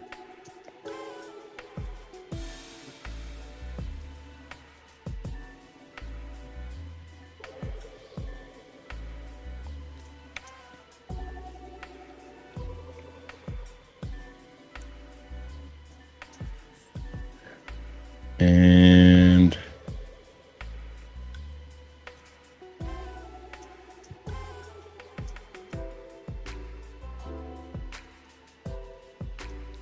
bit of a shadow under here.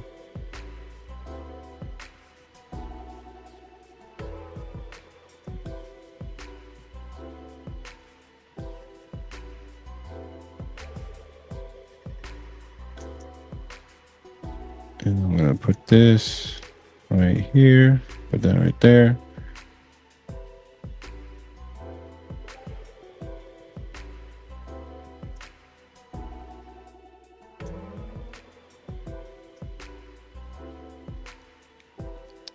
And then what else? I'll erase that from there. At this point, I'm not even thinking. At a certain point, you just kind of want to get into a flow state where you're just putting things where they need to be. Because I kind of got a good place for the shadow work where I want the shadows to be.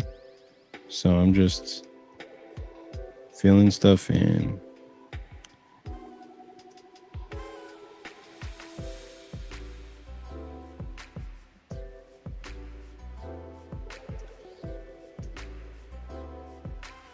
There we go. I'm going to take that, make it a little bit bigger. I'm going to go back to the brush tool, make it smaller.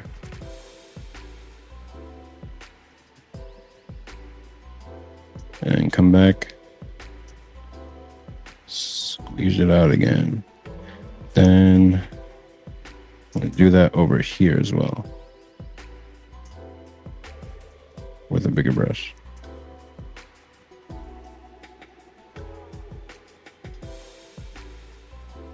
Just like that.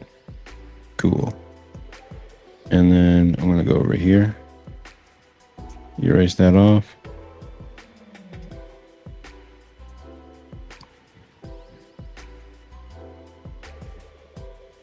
And then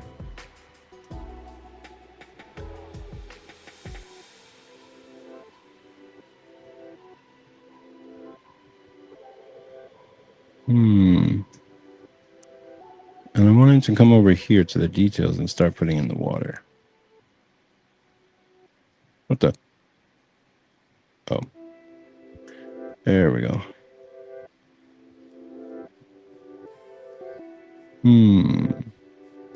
Now, how would this work realistically?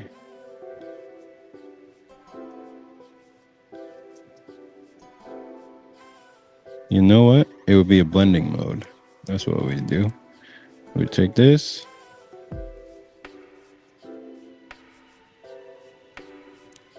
And we move this layer up above.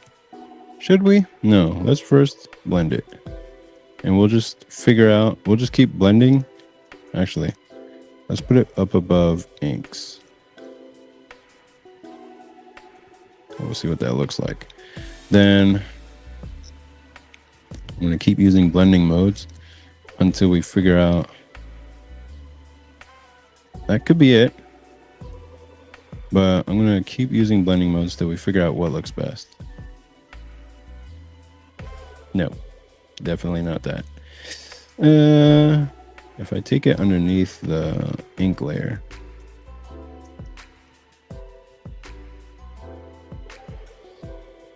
still doesn't work. Screen is pretty close, but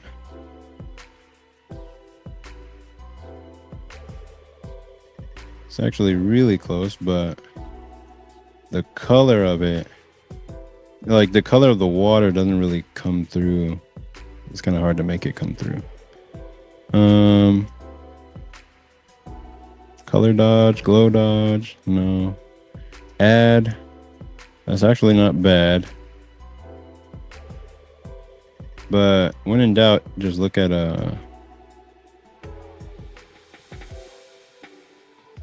reference. Because the color remains similar in the water, it's just sort of bluish.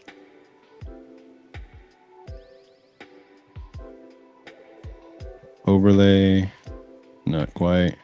Soft light, not quite. Hard light, not quite. Difference, nope. Vivid light, nope. Linear light, nope. Pin light, no. Hell no. Nope. Darker color, nope. Lighter color, hell no. Divide, nope. Hue, no. Well, actually, what if I lower the opacity? Well, it still didn't show. Saturation, no. Color, no. Brightness, no. So the closest one we had seemed to be either add, multiply, or linear burn. I did like add. And so what I'll do, oh, that felt pretty good. I'm going to go ahead and do add, copy the layer, and then this one will be hard light perhaps. Nope. I'll make it multiply and lighten the layer.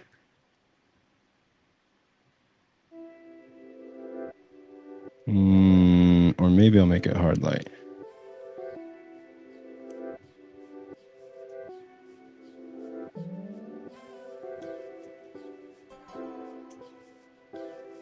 There's an easier way to do this, but I haven't figured it out yet, so I'm just going to leave it. And I'm going to start painting here.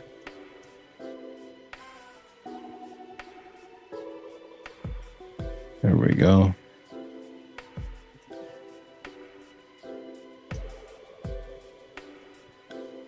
I want to erase here.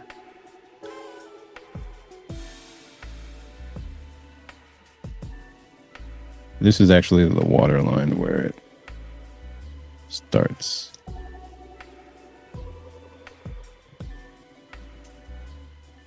And this should be where it sort of curves up. Whoops.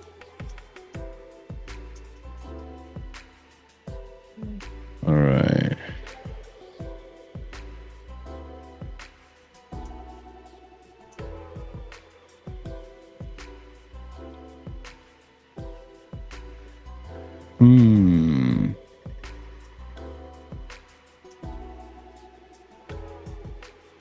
Would they be casting some type of shadow on the surface of the water?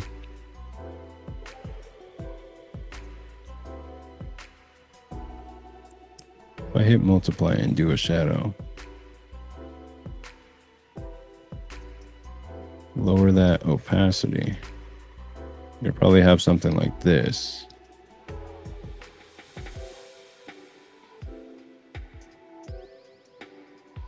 The shadow would be from behind or the side.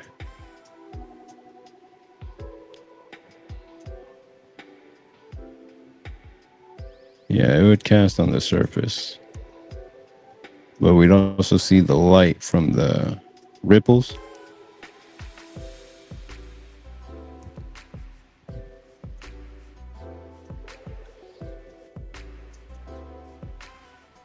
Would we see her shadow as well? Maybe in line, because this water is curving up over here, and we have to think about the 3D.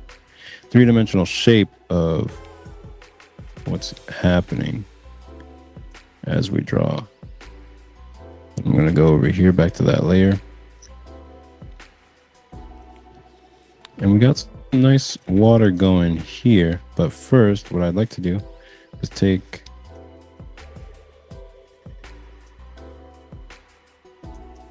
deselect.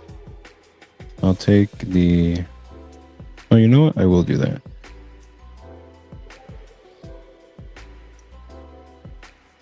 I'll hit Command for that. And then I'll go to the shadow layer and create a new one, actually. And what I'll do is have a shadow that comes up. There we go. That instantly gives it a little bit more dimension.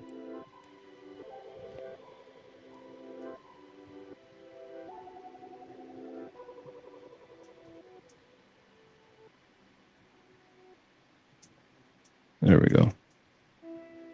And I'll call it Pool Shadow. Nice.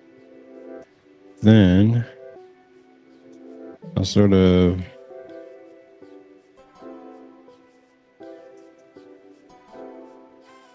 clear the outside details here. What the?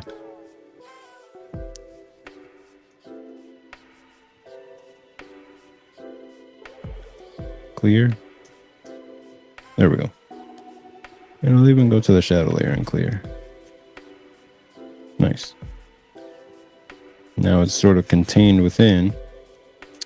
And then what I want to do here is take my thing tool and my selection tool. I want to hit Option Command. Actually, yeah, Option Command for the shadows.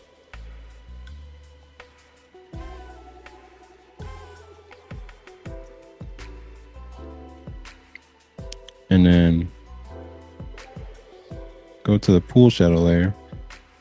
And let me see if it's doing what I need it to. Nope. We're going to invert the selection. That way we have it where we need it to be. And we'll bring the shadows from this side. Whoops. Okay, we're gonna deselect this outside area. Option. Select.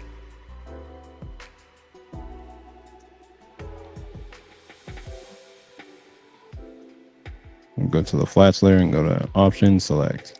That way all that stuff is deselected. And then I'm going to go to the pool shadows.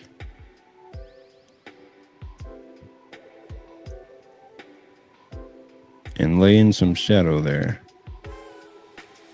from the water slide.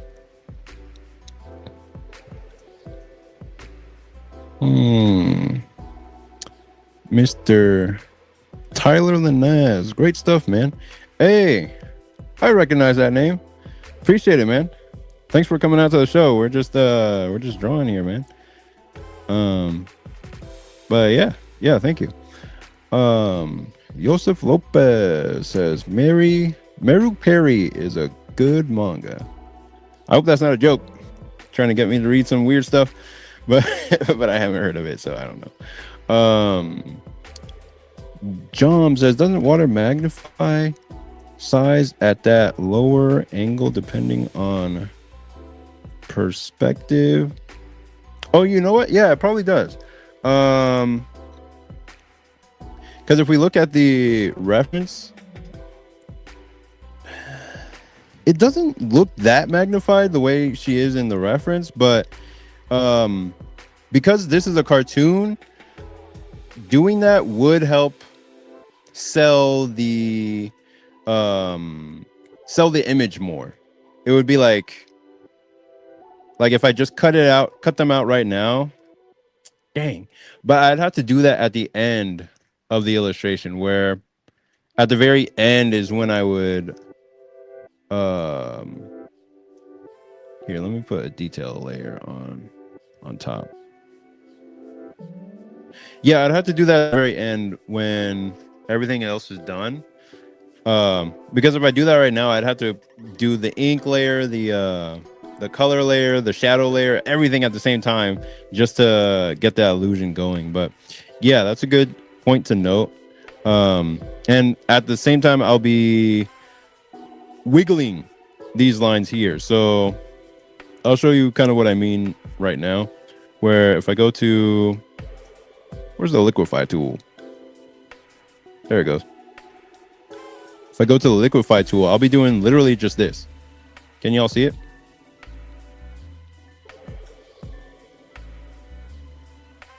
So all the ink lines of the pool will be literally just scattered, like it'll be wiggly, you know, kind of how it is right here. I'll just wiggle them and then it'll look right. Maybe I can do that with them a little bit, but no, there's still too many layers.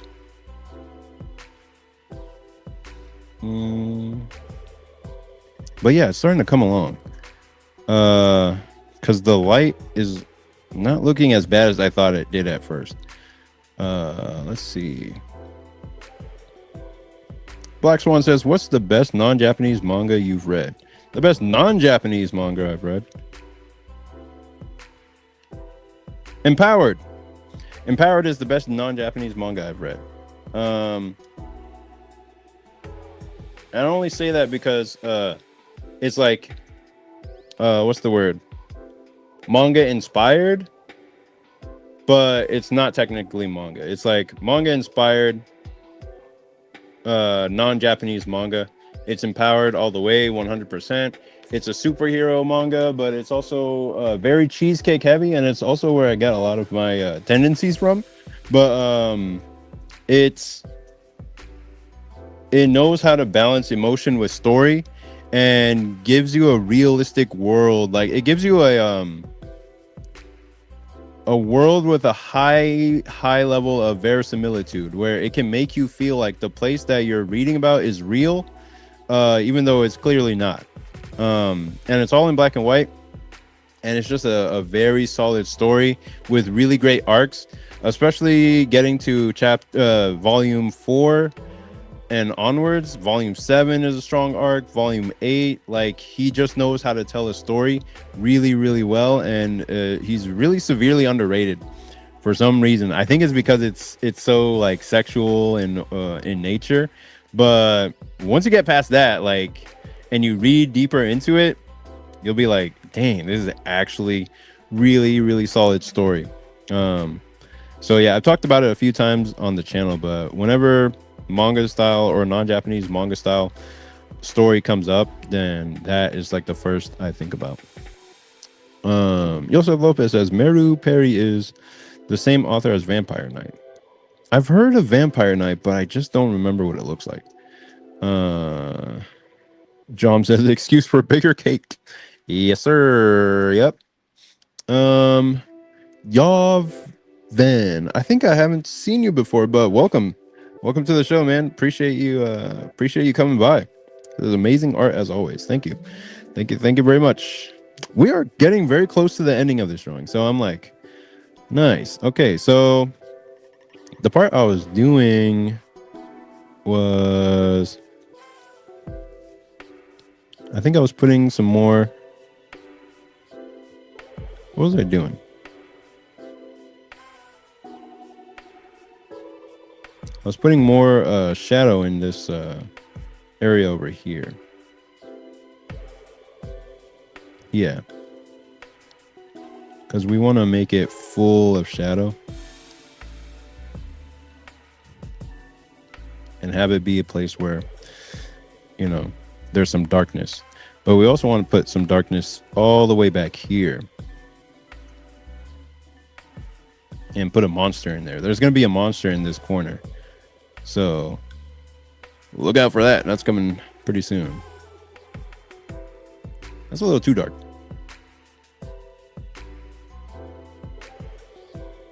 just want to kind of touch it right now, but not fully commit yet. Then, oh yeah, that's what I wanted to do. I wanted to add like a water detail. So kind of like how they have this line here that delineates the water. Y'all haven't said, I had commented to once before, but I usually lurk. Oh, that's totally fine to lurk, man. I lurk on a lot of streams too. But yeah, welcome. Let's see. So in this case here, what I want to do is go below the inks layer and add this water detail. Okay, let's go back above the inks layer because that didn't look good. I'm going to leave it as is.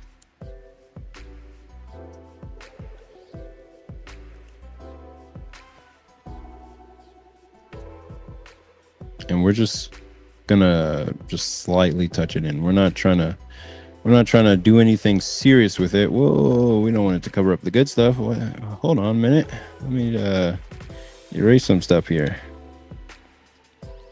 There we go. We just wanted to show that there's a line there. That there's a line for this.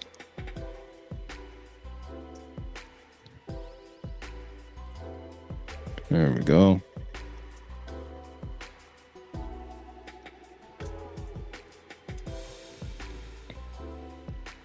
Ooh, you know what will be the really nice part is when we can start getting these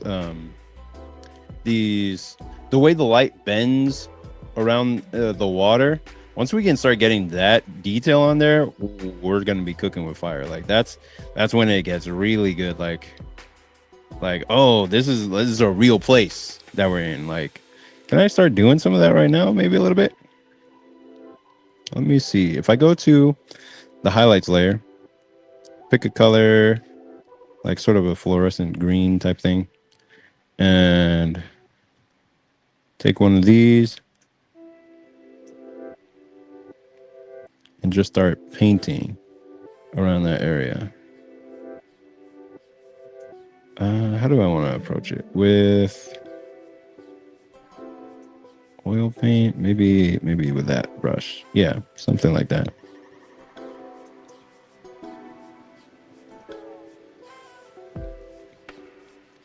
It don't look right now, but if I lower the opacity,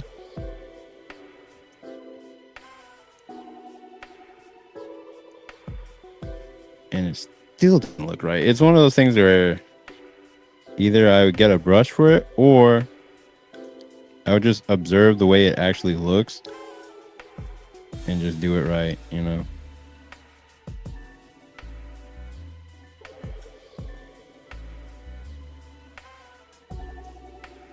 I'm just doing a quick sort of thing here. It's not meant to be exact. And really, it's meant to go... All these squigglies are meant to go on the body and upwards, you know? Her arm is actually not meant to be shadowed there. So I'm going to erase that stuff.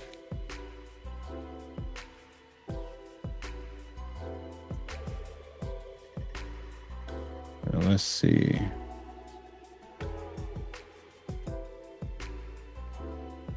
There we go. And then I would get the blending tool, and I'll probably go back to that highlight layer and just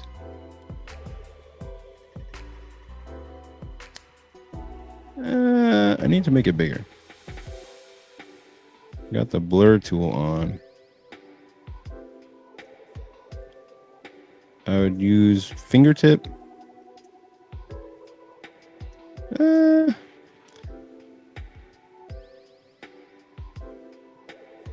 Looks weird.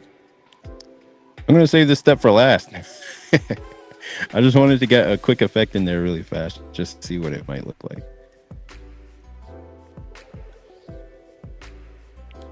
That's not weird. I mean, or that's not horrible. I mean, it's like sort of there, like sort of not. It's just weird how we arrived at it. You know what I mean? It's just kind of,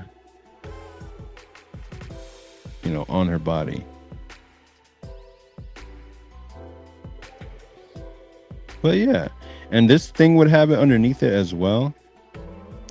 Yeah, it would have it right underneath. Let's see. Blur gamer tag. Yeah, he's Blur. Yep, that's a good suggestion for sure.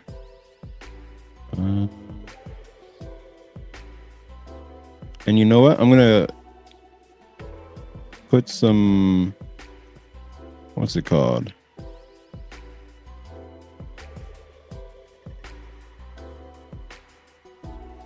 Not horrible.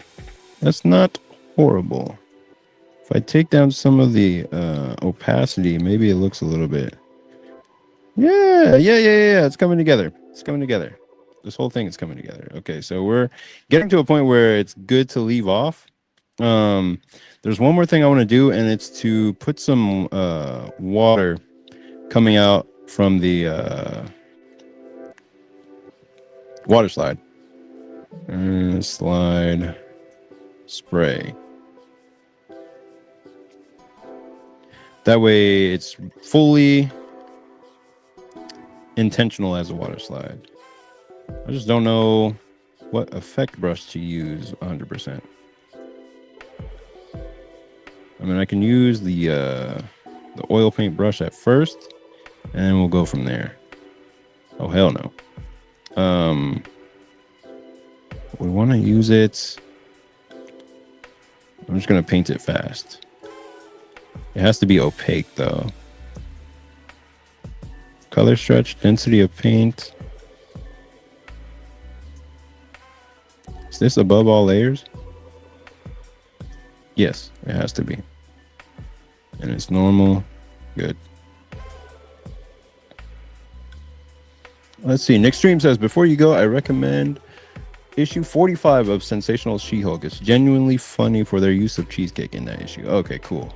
Yeah, I'll check that out for sure. Because I haven't read much of it. I just know that it looks like something I would read if I had the chance. Like, it just looks good. And not just because of the cheesecake stuff, but mostly because it's just like well written, and it doesn't have any of the self-censorship that modern writers have. It's just like having good fun. You know what I mean? Like, it's not taking itself too seriously. People tend to like pathologize every instance of people's every thought or whim or whatever, and think like, oh, that must mean they're a bad person for thinking like that or writing this story. Like, if you write a racist character in a story, that means you're a racist. But back then, people were allowed to write things that were wrong or that had there we go. Oh yeah, that looks good. That had like touchy subjects without being like persecuted, because it wasn't an indictment on your character. It was describing a character that doesn't exist. It was describing a character who is flawed and has real flaws that that you're trying to work out through the course of the story. And they were able to do that a lot more back then compared to now. Okay, so I want to put some other colors in here to break up the monotony. And then from there, we'll let's see.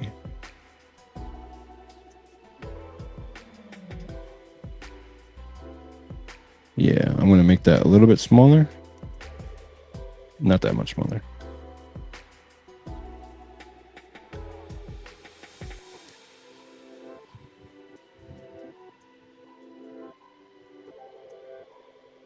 And we're gonna go to this layer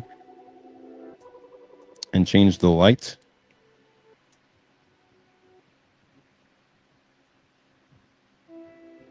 Oh, not like that. We're just gonna wait. Would I do like a add? No, not like that. Would I do like a glow dodge? Hell no. What about add? No. Hard light. That's not horrible, but I don't want it to be like that. I'm gonna go back to normal. And then I'm gonna go to hue saturation, luminosity. I'm gonna change the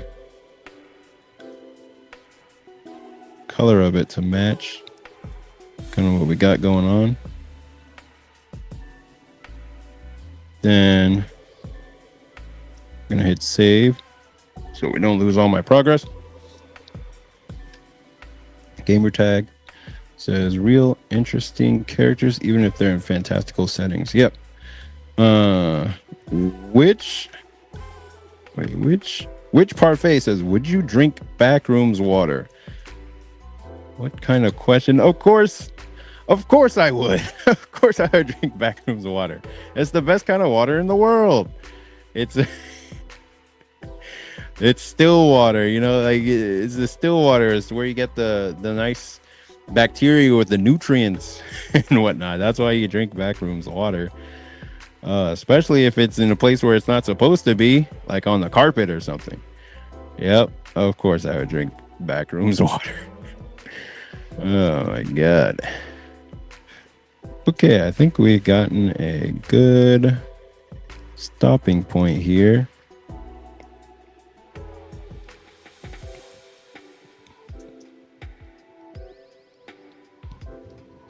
And I'm gonna blend that in at some point.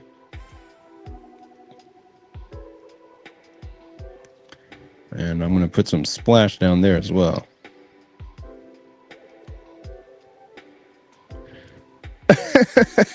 Vince V 4630 says, Clark, I like it here. Yep. You would like it here. And I saw the pool rooms in the movie. It was just, you get a little glimpse of it in the movie, which is really nice. I like it here. But yeah, you get a little glimpse of the pool rooms in the movie, and I definitely want to see more from that in whatever they got coming up next, because I know they see it as a money thing, so they're just gonna be like, oh, we gotta do more. So they're gonna do more. We got more pool rooms, more back rooms, all that stuff coming up pretty soon. So keep a lookout. Let me see. There's one more. I just want to do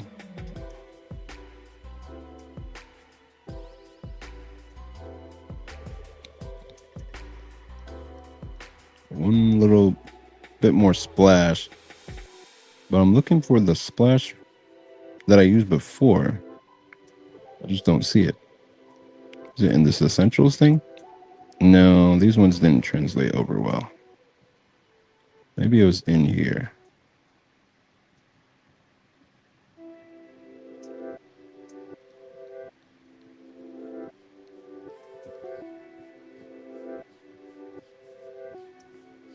Yeah, we'll just put some splash around them here and there. And then soon I'm going to do like a secondary color over them, or like a secondary light source. I might as well do a little bit of it now just to show you what I mean.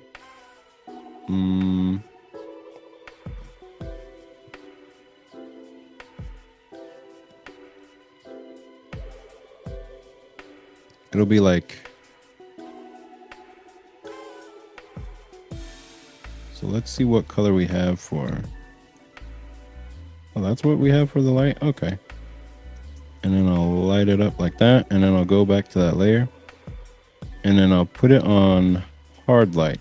That's what I usually like to use as my highlight.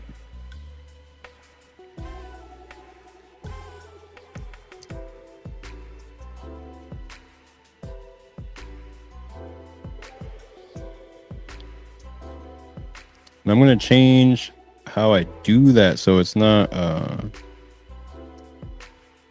so it gives, I'm going to change how I do it so it gives more of the feeling of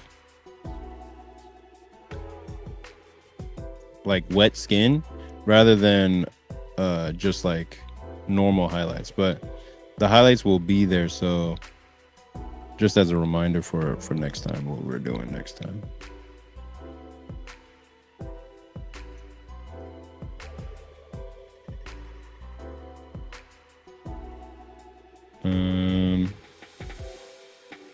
And the highlights are pretty much what adds like the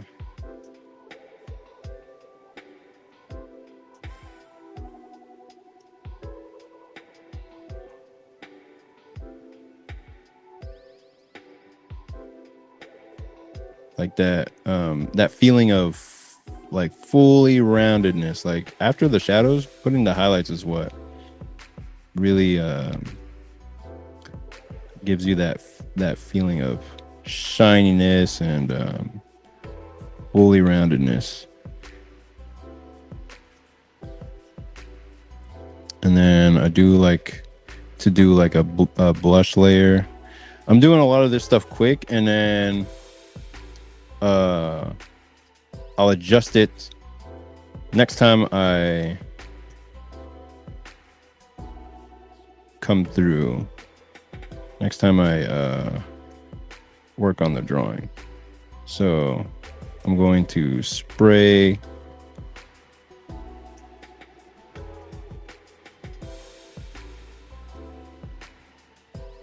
something like this. And what I'll do is I'll isolate the skin on each character. Shift. No. And then I'll take the border down.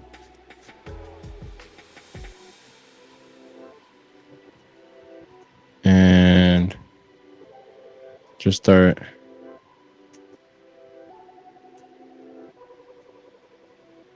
You have to be really, what's the word? You can't be overboard with it. You have to use it sparingly. So I'm gonna do this, and then I'm gonna take down the lighting, or take down the opacity.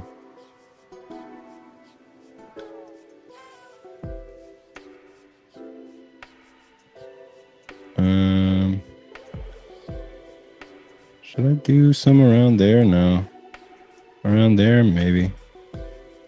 On the arm, no.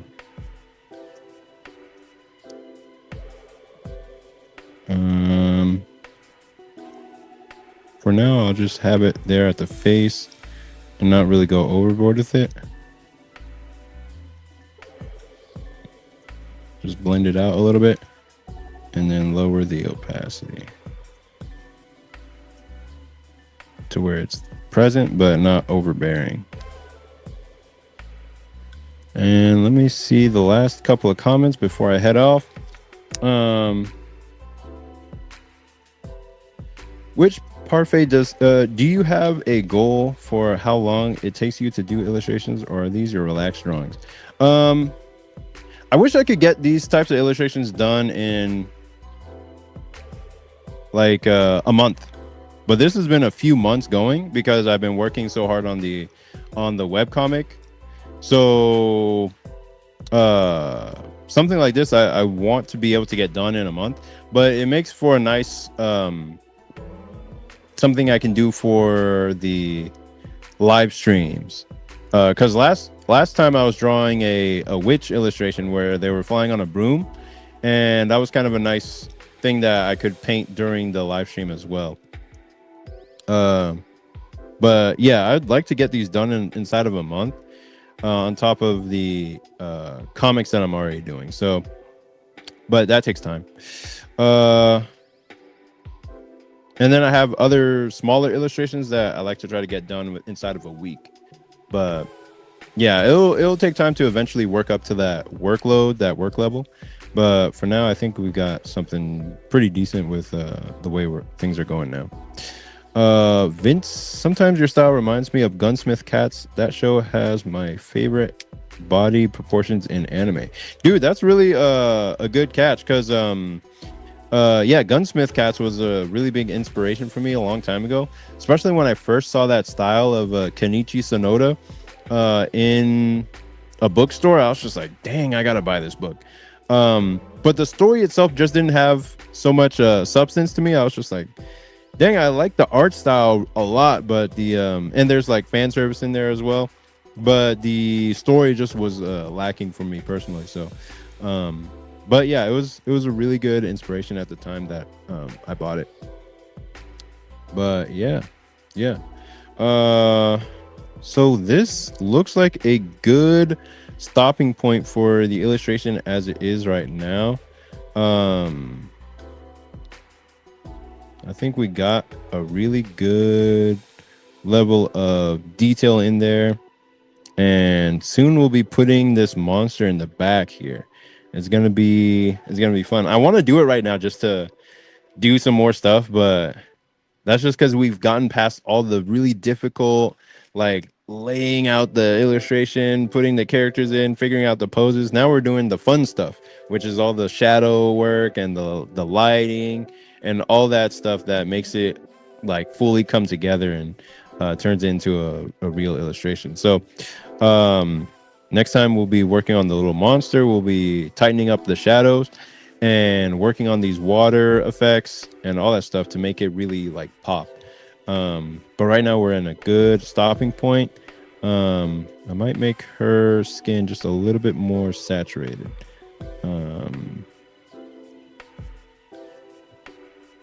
Let me go over here, select, and hit. Maybe if I make it, no, but more saturated. No, she's not tan like that.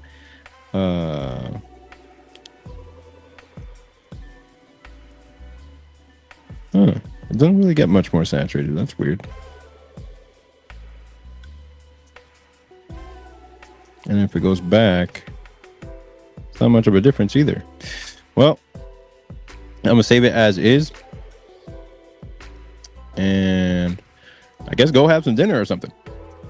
Vince says, yeah, Gunsmith Cats was mainly a promo for the Z75B from what I've heard. Love retro styles. I know they have names for the art styles, but I forget. CZ, I've never heard of that, but I'm gonna look that up right after this stream because that's interesting. But yeah. Which Parfait says, have a good one, glad to catch one live finally. Awesome. Yeah, thanks for coming by. Yeah, I think we're in a good spot with this. Can't wait to do more. But yeah, oh wow, we ended with 21 people in the room, so nice.